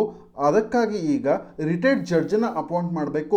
ಇವರ ಮುಖಾಂತರವಾಗಿ ಕ್ರೆಡಿಬಿಲಿಟಿ ಮತ್ತು ಇಂಡಿಪೆಂಡೆನ್ಸ್ ಅನ್ನ ಎನ್ಶೂರ್ ಮಾಡಬಹುದು ಈ ಒಂದು ಕೇಸ್ನಲ್ಲಿ ಅಂತ ಹೇಳಿ ಹೇಳ್ತಾ ಇದ್ದಾರೆ. ಅಂದ್ರೆ ಪೊಲೀಸ್ಗಳ ಹೊರತಾಗಿ ಒಬ್ಬ ರಿಟೈರ್ಡ್ ಜಡ್ಜ್ ಅನ್ನ ಈ ಒಂದು ಕೇಸನ್ನ ಎನ್ಕ್ವೈರಿ ಮಾಡೋದಕ್ಕೆ ಅಪಾಯಿಂಟ್ ಮಾಡಿದಿದ್ರೆ ಈ ಒಂದು ಕೇಸ್ನಲ್ಲಿ ಕ್ರೆಡಿಬಿಲಿಟಿ ಮತ್ತು ಇಂಡಿಪೆಂಡೆನ್ಸ್ ಅನ್ನ ಎನ್ಶೂರ್ ಮಾಡಬಹುದಾಗಿತ್ತು ಅಂತ ಹೇಳಿ ಲೇಖಕರು ಅಭಿಪ್ರಾಯ ಪಡ್ತಿದ್ದಾರೆ. ಮತ್ತು ಕೊನೆಯಲ್ಲಿ ಲೇಖಕರು ಹೇಳ್ತಾರೆ, ನಮ್ಮ ಕಾನ್ಸ್ಟಿಟ್ಯೂಷನ್ ಅಲ್ಲಿ ಮೆನ್ಷನ್ ಆಗಿರುವಂತಹ ರೂಲ್ ಆಫ್ ಲಾ ಇರಬಹುದು ಅಥವಾ ಇಂಡಿಪೆಂಡೆಂಟ್ ಜುಡಿಷಿಯರಿ ಇರ್ಬೋದು, ಈ ಎಲ್ಲ ವ್ಯಾಲ್ಯೂಸ್ ಗಳನ್ನ ಎತ್ತಿ ಹಿಡಿಬೇಕು ಅಂತ ಹೇಳಿದ್ರೆ ಯಾವುದೇ ಒಂದು ಕೇಸ್ನಲ್ಲಿ ಕ್ರೆಡಿಬಿಲಿಟಿ ಮತ್ತು ಇಂಡಿಪೆಂಡೆನ್ಸ್ ಅನ್ನ ಎನ್ಶೂರ್ ಮಾಡುವಂಥದ್ದು, ಖಾತ್ರಿಗೊಳಿಸುವಂಥದ್ದು ತುಂಬಾ ಇಂಪಾರ್ಟೆಂಟ್ ಆಗುತ್ತೆ ಅಂತ ಹೇಳಿ ಲೇಖಕರು ಹೇಳ್ತಾ ಈ ಒಂದು ಲೇಖನವನ್ನ ಅವರು ಮುಗಿಸ್ತಾರೆ. ಇಷ್ಟು ಪಾಯಿಂಟ್ಗಳನ್ನ ನೀವು ಈ ಒಂದು ಆರ್ಟಿಕಲ್ನ ಹಿನ್ನೆಲೆಯಲ್ಲಿ, ಎಸ್ಪೆಷಲಿ ಎಕ್ಸ್ಟ್ರಾ ಜುಡಿಷಿಯಲ್ ಕಿಲ್ಲಿಂಗ್ ನ ವಿಚಾರವಾಗಿ ಪ್ರಶ್ನೆ ಬಂದಂತ ಸಂದರ್ಭದಲ್ಲಿ, ಅದು ಕೂಡ ಕ್ರಿಟಿಕಲಿ ಅನಲೈಸ್ ಅಂತ ಹೇಳಿ ಕೊಟ್ಟಂತ ಸಂದರ್ಭದಲ್ಲಿ ನೀವು ಪರ ಮತ್ತು ವಿರೋಧ ಚರ್ಚೆ ಮಾಡುವಂಥದ್ದು ಇಂಪಾರ್ಟೆಂಟ್ ಆಗುತ್ತೆ. ಇಷ್ಟು ಪಾಯಿಂಟ್ಸ್ಗಳನ್ನ ನೀವು ನೋಟ್ಸ್ ಮಾಡಿಟ್ಕೊಂಡಿರಿ. ಮತ್ತು ಇಲ್ಲಿ ಮುಖ್ಯವಾಗಿ ಸುಪ್ರೀಂ ಕೋರ್ಟ್ ಮತ್ತು ನ್ಯಾಷನಲ್ ಹ್ಯೂಮನ್ ರೈಟ್ಸ್ ಕಮಿಷನ್ ನೀಡಿರುವಂತಹ ಗೈಡ್ಲೈನ್ಸ್ಗಳನ್ನು ಕೂಡ ನೀವು ಒಂದು ಕಡೆ ನೋಟ್ಸ್ ಮಾಡಿಟ್ಕೊಂಡಿರಿ. ಈಗ ನಾವು ಮುಂದಿನ ಆರ್ಟಿಕಲ್ಗೆ ಮೂವ್ ಆಗಿದ್ದಾದ್ರೆ, ಈ ಒಂದು ಆರ್ಟಿಕಲ್ ಬೆಂಗಳೂರು ಎಡಿಷನ್ ನಲ್ಲಿ ಪೇಜ್ ನಂಬರ್ 1ರಲ್ಲಿ ಅಪಿಯರ್ ಆಗಿದೆ. ಈ ಒಂದು ಆರ್ಟಿಕಲ್ ನಲ್ಲಿ ಅಸ್ಸಾಂನಲ್ಲಿ ಆದಂತಹ ಫ್ಲಡ್ಸ್ ಗಳ ಬಗ್ಗೆ ಚರ್ಚೆ ಮಾಡ್ತಿದ್ದಾರೆ. ಇದರ ಜೊತೆಗೆ ಕಜಿರಂಗ ನ್ಯಾಷನಲ್ ಪಾರ್ಕ್ ಆಗಿರ್ಬೋದು ಮತ್ತು ಕಜಿರಂಗ ನ್ಯಾಷನಲ್ ಪಾರ್ಕ್ ನಲ್ಲಿ ಕಂಡು ಬರುವಂತಹ ಒನ್ ಹಾರ್ನ್ ರೈನೋಸರಸ್ ನ ಬಗ್ಗೆಯೂ ಕೂಡ ಇಲ್ಲಿ ಚರ್ಚೆ ಮಾಡ್ತಿದ್ದಾರೆ. ಇದರ ಬಗ್ಗೆ ನಾವೀಗ ದೀರ್ಘವಾಗಿ ಚರ್ಚೆ ಮಾಡೋಣ. ಅದಕ್ಕಿಂತ ಮುಂಚೆ ಈ ಒಂದು ಆರ್ಟಿಕಲ್ ನ ನೀವು ಸಿಲೆಬಸ್ GS3 ಕೆಳಗಡೆ ಬರುವಂತಹ conservation, environmental pollution and degradation, environmental impact assessment, ಈ ಒಂದು ಟಾಪಿಕ್ನ ಕೆಳಗಡೆ ನೀವು ನೋಟ್ಸ್ನ ಮಾಡ್ಕೊಬಹುದು. ಈಗ ನಾವು ಮೊದಲನೇದಾಗಿ ಈ ಒಂದು ನ್ಯೂಸ್ ಪೇಪರ್ ಆರ್ಟಿಕಲ್ನ ಹಿನ್ನೆಲೆಯಲ್ಲಿ ಅಸ್ಸಾಂ ಫ್ಲಡ್ಸ್ಗಳ ಬಗ್ಗೆ ಕೂಡ ಚರ್ಚೆ ಮಾಡುವಂಥದ್ದು ಇಂಪಾರ್ಟೆಂಟ್ ಆಗುತ್ತೆ. ಈ ಒಂದು ಪ್ರವಾಹದ ಬಗ್ಗೆ ಮಾತನಾಡೋದಾದ್ರೆ ನಾವು ನೋಡಿದ್ವಿ, ಹಲವಾರು ರೀತಿಯಲ್ಲಿ ಸಾವು ನೋವುಗಳು ಸಂಭವಿಸಿದ್ವು. ಇದರ ಜೊತೆಗೆ ಜನರು ಮತ್ತು ಪ್ರಾಣಿಗಳು ಕೂಡ ಸ್ಥಳಾಂತರ ಮಾಡಬೇಕಾಯಿತು ಮತ್ತು ಅಪಾರವಾದಂತಹ ಆಸ್ತಿ ಮತ್ತು ಪರಿಸರ ನಾಶಕ್ಕೂ ಕೂಡ ಈ ಒಂದು ಫ್ಲಡ್, ಈ ಒಂದು ಪ್ರವಾಹ ಕಾರಣವಾಯಿತು. ಇವೆಲ್ಲದರ ಜೊತೆಗೆ ಕಾಜಿರಂಗ ನ್ಯಾಷನಲ್ ಪಾರ್ಕ್, ಕಾಜಿರಂಗ ರಾಷ್ಟ್ರೀಯ ಉದ್ಯಾನವನವು ಕೂಡ 80% ಆ ಒಂದು ಪ್ರದೇಶವು ಕೂಡ ಮುಳುಗೋದಕ್ಕೆ ಕಾರಣವಾಯಿತು. ಇದೇ ಹಿನ್ನೆಲೆಯಲ್ಲಿ ಅಸ್ಸಾಂನಲ್ಲಿ ಆದಂತಹ ಪ್ರವಾಹವನ್ನ ಮತ್ತಷ್ಟು ಗಂಭೀರಗೊಳಿಸೋದಕ್ಕೆ ಕಾರಣವಾದಂತಹ ಫ್ಯಾಕ್ಟರ್ಸ್ಗಳು ಯಾವುದೇದು ಅನ್ನೋದನ್ನು ನೋಡೋದಾದ್ರೆ, ಮೊದಲನೇದಾಗಿ ರಿವರ್ ಎಂಬ್ಯಾಂಕ್ಮೆಂಟ್ಸ್ ಗಳ ಬಗ್ಗೆ ಚರ್ಚೆ ಮಾಡೋದಾದ್ರೆ, ರಿವರ್ ಎಂಬ್ಯಾಂಕ್ಮೆಂಟ್ಸ್ ಅಂತ ಹೇಳಿದ್ರೆ ನದಿಗೆ ಹಾಕಲಾದಂತಹ ಒಡ್ಡುಗಳು ಅಂತ ಹೇಳಿ ಹೇಳ್ಬೋದು. ಇಲ್ಲಿ ಒಡ್ಡುಗಳು ಅಂತ ಹೇಳಿದ್ರೆ ನಾವು ಸಾಮಾನ್ಯವಾಗಿ ನೋಡ್ತೀವಿ, ನದಿಯ ತೀರದಲ್ಲಿ ಕಲ್ಲಿನಲ್ಲಿ ಕಟ್ಟಿರ್ತಾರೆ ಈ ಒಡ್ಡುಗಳನ್ನ. ಯಾಕೆ ಕಟ್ಟಿರ್ತಾರೆ ಅಂತ ಹೇಳಿದ್ರೆ, ಮೊದಲನೇದಾಗಿ ಮಣ್ಣಿನ ಸವಕಳಿ ಆಗಬಾರ್ದು ಆ ಒಂದು ಪ್ರದೇಶದಲ್ಲಿ ಅಂತ ಹೇಳಿ. ನಂತರದಲ್ಲಿ ಅಲ್ಲಿ ಯಾವುದೇ ರೀತಿಯಲ್ಲಿ ಅಂದ್ರೆ ಪ್ರವಾಹ ಹೆಚ್ಚಾದಂತಹ ಸಂದರ್ಭದಲ್ಲಿ ಆ ನದಿಯ ನೀರು ಆಚೆ ಅಂದ್ರೆ ಅಲ್ಲಿ ಸುತ್ತಮುತ್ತ ಇರುವಂತಹ ಹಳ್ಳಿಗಳನ್ನ ತಲುಪಬಾರ್ದು, ಅಂದ್ರೆ ಹಳ್ಳಿಯ ಪ್ರದೇಶಗಳಿಗೆ ತೊಂದರೆ ಆಗಬಾರ್ದು ಅಂತ ಹೇಳಿ ನದಿಗಳಿಗೆ ಒಡ್ಡುಗಳನ್ನ ಹಾಕಿರ್ತಾರೆ. ಇದನ್ನ ಇಂಗ್ಲಿಷ್ ನಲ್ಲಿ ರಿವರ್ ಎಂಬ್ಯಾಂಕ್ಮೆಂಟ್ಸ್ ಅಂತ ಹೇಳಿ ಕರೀತಾರೆ. ಈ ರಿವರ್ ಎಂಬ್ಯಾಂಕ್ಮೆಂಟ್ಸ್ ಗಳನ್ನ ಅಸ್ಸಾಂನಲ್ಲಿ ಸರಿಯಾಗಿ ನಿರ್ವಹಣೆ ಮಾಡಿಲ್ಲ. ನಿರ್ವಹಣೆ ಅಂತ ಹೇಳಿದ್ರೆ ಮೇಂಟೈನ್ ಮಾಡಿಲ್ಲ ಮತ್ತು ಇವುಗಳನ್ನ ಸರಿಯಾಗಿ ನಿರ್ಮಿಸಿಲ್ಲ, ಅಂದ್ರೆ ಪ್ರಾಪರ್ ಆಗಿ ಕನ್ಸ್ಟ್ರಕ್ಟ್ ಮಾಡಿಲ್ಲ. ಆದ ಕಾರಣದಿಂದಾಗಿಯೇ ಅಸ್ಸಾಂನಲ್ಲಿ ಪ್ರವಾಹ ಗಂಭೀರ ಆಯಿತು ಅಂತ ಹೇಳಿ ಹಲವಾರು ಎಕ್ಸ್ಪರ್ಟ್ಸ್ಗಳು ಒಪಿನಿಯನ್ ಪಡ್ತಾರೆ. ಇದರ ಜೊತೆಗೆ ಅಸ್ಸಾಂನಲ್ಲಿ ಅವರ ಪ್ರವಾಹ ಅಂದರೆ ಫ್ಲಡ್ ಮ್ಯಾನೇಜ್ಮೆಂಟ್ ಯಾವ ರೀತಿಯಲ್ಲಿ ಮಾಡ್ತಾರೆ ಅಂತ ಹೇಳಿದ್ರೆ ಅವರು ಕಂಪ್ಲೀಟ್ ಆಗಿ ಈ ರಿವರ್ ಎಂಬ್ಯಾಂಕ್ಮೆಂಟ್ಸ್ಗಳ ಮೇಲೇ ಡಿಪೆಂಡ್ ಆಗಿದ್ದಾರೆ. ಈ ಒಂದು ನದಿಗಳಿಗೆ ಹಾಕಿರುವಂಥ ಒಡ್ಡುಗಳ ಮೇಲೇ ಡಿಪೆಂಡ್ ಆಗಿದ್ದಾರೆ, ಸಂಪೂರ್ಣವಾಗಿ ಅವಲಂಬಿತವಾಗಿದ್ದಾರೆ. ಆದರೆ ಈ ಎಂಬ್ಯಾಂಕ್ಮೆಂಟ್ಸ್ಗಳನ್ನು ಅವರು ಸರಿಯಾಗಿ ನಿರ್ವಹಣೆ ಮಾಡಿಲ್ಲ ಮತ್ತು ಪ್ರಾಪರ್ ಆಗಿ ಕನ್ಸ್ಟ್ರಕ್ಟ್ ಮಾಡಿಲ್ಲ. ಆದ ಕಾರಣದಿಂದಾಗಿಯೇ ಈ ಒಂದು ಪ್ರದೇಶದಲ್ಲಿ ಅಸ್ಸಾಂನಲ್ಲಿ ಪ್ರವಾಹಗಳು ಗಂಭೀರವಾಯಿತು ಅಂತ ಹೇಳಿ ಎಕ್ಸ್ಪರ್ಟ್ಸ್ಗಳು ಒಪಿನಿಯನ್ ಪಡ್ತಾರೆ. ನಂತರದಲ್ಲಿ ಅಸ್ಸಾಂನಲ್ಲಿ 1960ರ ದಶಕದಲ್ಲಿ ಈ ಒಡ್ಡುಗಳನ್ನ ರಿವರ್ ಎಂಬ್ಯಾಂಕ್ಮೆಂಟ್ಸ್ಗಳನ್ನ ನಿರ್ಮಾಣ ಮಾಡಿರ್ತಾರೆ ಮತ್ತು ಪ್ರಸ್ತುತವಾಗಿ ಅಂದರೆ ಈಗ 2020ಕ್ಕೆ ಹೋಲಿಸ್ಕೊಂಡ್ರೆ ಆ ಎಲ್ಲ ರಿವರ್ ಎಂಬ್ಯಾಂಕ್ಮೆಂಟ್ಸ್ಗಳ ಜೀವಿತಾವಧಿ ಅಂದರೆ ಯುಟಿಲಿಟಿ ಕಡಿಮೆ ಆಗ್ತಾ ಬರ್ತಾ ಇದೆ. ಮತ್ತು ಇದರ ಜೊತೆಗೆ 1990ರ ಸುಮಾರಿನಲ್ಲಿ ಆದಂತಹ ಪ್ರವಾಹಗಳು ಕೂಡ ಹಲವಾರು ರಿವರ್ ಎಂಬ್ಯಾಂಕ್ಮೆಂಟ್ಸ್ಗಳು ಕುಸಿಯೋದಕ್ಕೆ ಕಾರಣವಾಗಿದೆ. ಆದ ಕಾರಣದಿಂದಾಗಿ ಇಲ್ಲಿ ನಾವು ಅರ್ಥ ಮಾಡ್ಕೊಬೇಕು, ರಿವರ್ ಎಂಬ್ಯಾಂಕ್ಮೆಂಟ್ಸ್ಗಳ ವಿಷಯವನ್ನ ಫ್ಲಡ್ಸ್ಗಳ ಆನ್ಸರ್ ಬರೀತಿರುವಂತಹ ಸಂದರ್ಭದಲ್ಲಿ ರಿವರ್ ಎಂಬ್ಯಾಂಕ್ಮೆಂಟ್ಸ್ಗಳ ಮೇಂಟೆನೆನ್ಸ್ ಮತ್ತು ಅವುಗಳ ಪ್ರಾಪರ್ ಕನ್ಸ್ಟ್ರಕ್ಷನ್ ಎಷ್ಟರ ಮಟ್ಟಿಗೆ ಇಂಪಾರ್ಟೆಂಟ್ ಆಗುತ್ತೆ ಅನ್ನೋದನ್ನು ನಾವು ಅಬ್ಸರ್ವ್ ಮಾಡಬೇಕು. ಮತ್ತು ನಾವು ಉತ್ತರಗಳನ್ನು ಬರೀತಿರುವಂತಹ ಸಂದರ್ಭದಲ್ಲಿ ರಿವರ್ ಎಂಬ್ಯಾಂಕ್ಮೆಂಟ್ಸ್ ಅನ್ನುವಂಥ ಪದ ಇರಲೇಬೇಕು ಅನ್ನೋದು ನಿಮ್ಮ ಗಮನದಲ್ಲಿರಲಿ. ನಂತರದಲ್ಲಿ ಅಸ್ಸಾಂನಲ್ಲಿ ಆದಂತಹ ಪ್ರವಾಹಕ್ಕೆ ಬೇರೆ ಕಾರಣಗಳನ್ನು ಹೇಳೋದಾದ್ರೆ ಮೊದಲನೇದಾಗಿ ಮ್ಯಾಸಿವ್ ಡಿಫಾರೆಸ್ಟೇಷನ್ ಅಂತ ಹೇಳಿದ್ರೆ ಬೃಹತ್ ಅರಣ್ಯನಾಶ. ಅಂದ್ರೆ ಈ ನದಿಗಳು ಇರುವಂತ ಪ್ರದೇಶದಲ್ಲಿ ಅವುಗಳ ಕ್ಯಾಚ್ಮೆಂಟ್ ಏರಿಯಾಸ್ಗಳಲ್ಲಿ ಬೃಹತ್ ಅರಣ್ಯ ನಾಶವೂ ಕೂಡ ಒಂದು ರೀಸನ್ ಆಗಿದೆ ಫ್ಲಡ್ಗಳ ಸಂಖ್ಯೆ ಜಾಸ್ತಿ ಆಗ್ತಿರೋದಕ್ಕೆ. ಇದರ ಜೊತೆಗೆ ಅಣೆಕಟ್ಟುಗಳಿಂದ ನೀರನ್ನು ಅತಿ ಹೆಚ್ಚಿನ ಪ್ರಮಾಣದಲ್ಲಿ ಬಿಡುಗಡೆ ಮಾಡುವಂಥದ್ದು. ಇದರ ಜೊತೆಗೆ ಕ್ಲೈಮೇಟ್ ಚೇಂಜ್ ರೀಸನ್ಸ್ಗಳನ್ನು ಕೂಡ ನೀವು ನಿಮ್ಮ ಆನ್ಸರ್ಸ್ಗಳಲ್ಲಿ ಈ ಒಂದು ಫ್ಲಡ್ಸ್ನ ವಿಚಾರವಾಗಿ ಮೆನ್ಷನ್ ಮಾಡಬಹುದು. ನಂತರದಲ್ಲಿ ನಮ್ಮ ಎರಡನೇ ಸಬ್ ಟಾಪಿಕ್ನ ಡಿಸ್ಕಷನ್ಗೆ ಮೂವ್ ಆಗಿದ್ದಾದ್ರೆ ಆ ಒಂದು ಟಾಪಿಕ್ ಕಾಜಿರಂಗ ನ್ಯಾಷನಲ್ ಪಾರ್ಕ್. ಈಗ ಅಸ್ಸಾಂನಲ್ಲಿ ಆದಂತಹ ಪ್ರವಾಹದ ಹಿನ್ನೆಲೆಯಲ್ಲಿ ಇಲ್ಲಿ ಅಥಾರಿಟೀಸ್ಗಳು ಮೆನ್ಷನ್ ಮಾಡಿರೋದು ಏನು ಅಂತ ಹೇಳಿದ್ರೆ 80% ಭೂಭಾಗ ಕಾಜಿರಂಗ ನ್ಯಾಷನಲ್ ಪಾರ್ಕ್ನ 80% ಭೂಭಾಗ ಈಗ ಪ್ರವಾಹದ ಹಿನ್ನೆಲೆಯಲ್ಲಿ ಮುಳುಗಿ ಹೋಗಿದೆ ಅಂತ ಹೇಳಿ ನಮಗೆ ತಿಳಿಸ್ಕೊಟ್ಟಿದ್ದಾರೆ. ಆದ್ರೆ ಇಲ್ಲಿ ಎಕ್ಸ್ಪರ್ಟ್ಸ್ಗಳು ಏನ್ ಬಿಲೀವ್ ಮಾಡ್ತಾರೆ ಅಂತ ಹೇಳಿದ್ರೆ ಇಲ್ಲಿ ಒಂದು ಸರ್ಪ್ರೈಸಿಂಗ್ ಫ್ಯಾಕ್ಟ್ ಇದೆ. ಕಾಜಿರಂಗ ನ್ಯಾಷನಲ್ ಪಾರ್ಕ್ನಲ್ಲಿ ಆಗುವಂಥ ಪ್ರವಾಹ ಈ ಒಂದು ಕಾಜಿರಂಗ ನ್ಯಾಷನಲ್ ಪಾರ್ಕ್ಗೆ ಸಹಾಯ ಮಾಡುತ್ತೆ ಅಂತ ಹೇಳಿ ಹೇಳ್ತಾರೆ. ಅಲ್ಲಿರುವಂಥ ರಿವರೈನ್ ಎಕೋಸಿಸ್ಟಮ್ ಅಂದರೆ ಅಲ್ಲಿರುವಂಥ ನದಿಯ ಪರಿಸರ ವ್ಯವಸ್ಥೆಯಿಂದಾಗಿ ಅವ್ರು ಏನು ಹೇಳ್ತಾರೆ ಅಂತ ಹೇಳಿದ್ರೆ ಈ ಒಂದು ಪ್ರದೇಶಕ್ಕೆ ಪ್ರವಾಹಗಳು ಅಗತ್ಯವಾಗಿದೆ ಅಂತ ಹೇಳಿ ಹೇಳ್ತಾರೆ. ಇಲ್ಲ ಅಂತ ಹೇಳಿದ್ರೆ ಅಂದರೆ ಪ್ರವಾಹ ಆಗಲಿಲ್ಲ ಅಂತ ಹೇಳಿದ್ರೆ ಈ ಒಂದು ಪ್ರದೇಶ ಅಂದರೆ ಈ ಒಂದು ಸಿಸ್ಟಮ್ ಏನಿದೆ ಕಾಜಿರಂಗ ನ್ಯಾಷನಲ್ ಪಾರ್ಕ್ ಅದು ನೀರಿಲ್ಲದೆ ಉಳಿಯೋದಿಲ್ಲ ಅಂತ ಹೇಳಿ ಹೇಳ್ತಾರೆ. ಮತ್ತು ಈ ಒಂದು ಪ್ರವಾಹದಿಂದಾಗಿ ಏನಾಗುತ್ತೆ ಅಂತ ಹೇಳಿದ್ರೆ ಕಾಜಿರಂಗ ನ್ಯಾಷನಲ್ ಪಾರ್ಕ್ನಲ್ಲಿ ಇರುವಂಥ ಜಲಮೂಲಗಳು ಪುನಃ ತುಂಬಿಕೊಳ್ತವೆ ಮತ್ತು ಈ ಒಂದು ನ್ಯಾಷನಲ್ ಪಾರ್ಕ್ನಲ್ಲಿ ಲ್ಯಾಂಡ್ಸ್ಕೇಪ್ ಅನ್ನು ಮೇಂಟೈನ್ ಮಾಡೋದಕ್ಕೂ ಕೂಡ ಅಂದ್ರೆ ಭೂದೃಶ್ಯವನ್ನು ಮೇಂಟೈನ್ ಮಾಡೋದಕ್ಕೂ ಕೂಡ ಸಹಾಯವಾಗುತ್ತೆ ಅಂತ ಹೇಳಿ ಹೇಳ್ತಾರೆ. ಅಂದ್ರೆ ಈ ಒಂದು ಚರ್ಚೆ ಹಿನ್ನೆಲೆಯಲ್ಲಿ ನಮಗೆ ಗೊತ್ತಾಗುತ್ತೆ ಕಾಜಿರಂಗ ನ್ಯಾಷನಲ್ ಪಾರ್ಕ್ಗೆ ಪ್ರವಾಹಗಳ ಅವಶ್ಯಕತೆ ಇದೆ ಅಂತ ಹೇಳಿ. ಅಂದ್ರೆ ನಾವು ಫಾರೆಸ್ಟ್ ಫೈರ್ಗಳ ಡಿಸ್ಕಷನ್ ಮಾಡಬೇಕಾದ್ರೂ ನಾವು ನೋಡ್ತೀವಿ ಒಂದು ಅರಣ್ಯ ಪ್ರದೇಶಕ್ಕೆ ಫಾರೆಸ್ಟ್ ಫೈರ್ಗಳ ಅವಶ್ಯಕತೆ ಕೂಡ ಇರುತ್ತೆ. ಅದೇ ರೀತಿಯಲ್ಲಿ ಕಾಜಿರಂಗ ನ್ಯಾಷನಲ್ ಪಾರ್ಕು ಕೂಡ ಇಲ್ಲಿ ಆಗುವಂತ ಫ್ಲಡ್ ಅಂದ್ರೆ ಪ್ರವಾಹದ ಅವಶ್ಯಕತೆ ಇದೆ ಅನ್ನುವಂಥದ್ದು ನಮಗೆ ಇಲ್ಲಿ ಈ ಒಂದು ಚರ್ಚೆ ಹಿನ್ನೆಲೆಯಲ್ಲಿ ಖಾತ್ರಿಯಾಗುತ್ತೆ. ನಂತರದಲ್ಲಿ ಈ ಫ್ಲಡ್ ವಾಟರ್ ಪ್ರವಾಹದ ನೀರು ಯಾವ ರೀತಿಯಲ್ಲಿ ಕಾಜಿರಂಗ ನ್ಯಾಷನಲ್ ಪಾರ್ಕ್ಗೆ ಸಹಾಯ ಮಾಡುತ್ತೆ ಅನ್ನೋದನ್ನು ನೋಡೋದಾದ್ರೆ ಮತ್ತೊಂದು ಪಾಯಿಂಟ್ ಇದು ಫಿಶ್ ಬ್ರೀಡಿಂಗ್ ಗ್ರೌಂಡ್ ಆಗಿ ವರ್ಕ್ ಆಗುತ್ತೆ. ಅಂದ್ರೆ ಮೀನುಗಳಿಗೆ ಸಂತಾನೋತ್ಪತ್ತಿ ಕ್ರಿಯೆಯನ್ನು ನಡೆಸೋದಕ್ಕೆ ಈ ಒಂದು ಪ್ರವಾಹದ ನೀರು ಸಹಾಯ ಮಾಡುತ್ತೆ. ನಮಗೆ ಗೊತ್ತು ಬ್ರಹ್ಮಪುತ್ರದ ನೀರು ಈ ಕಾಜಿರಂಗ ನ್ಯಾಷನಲ್ ಪಾರ್ಕ್ನ ಎಂಟರ್ ಆಗುತ್ತೆ ಅಂತ ಹೇಳಿ.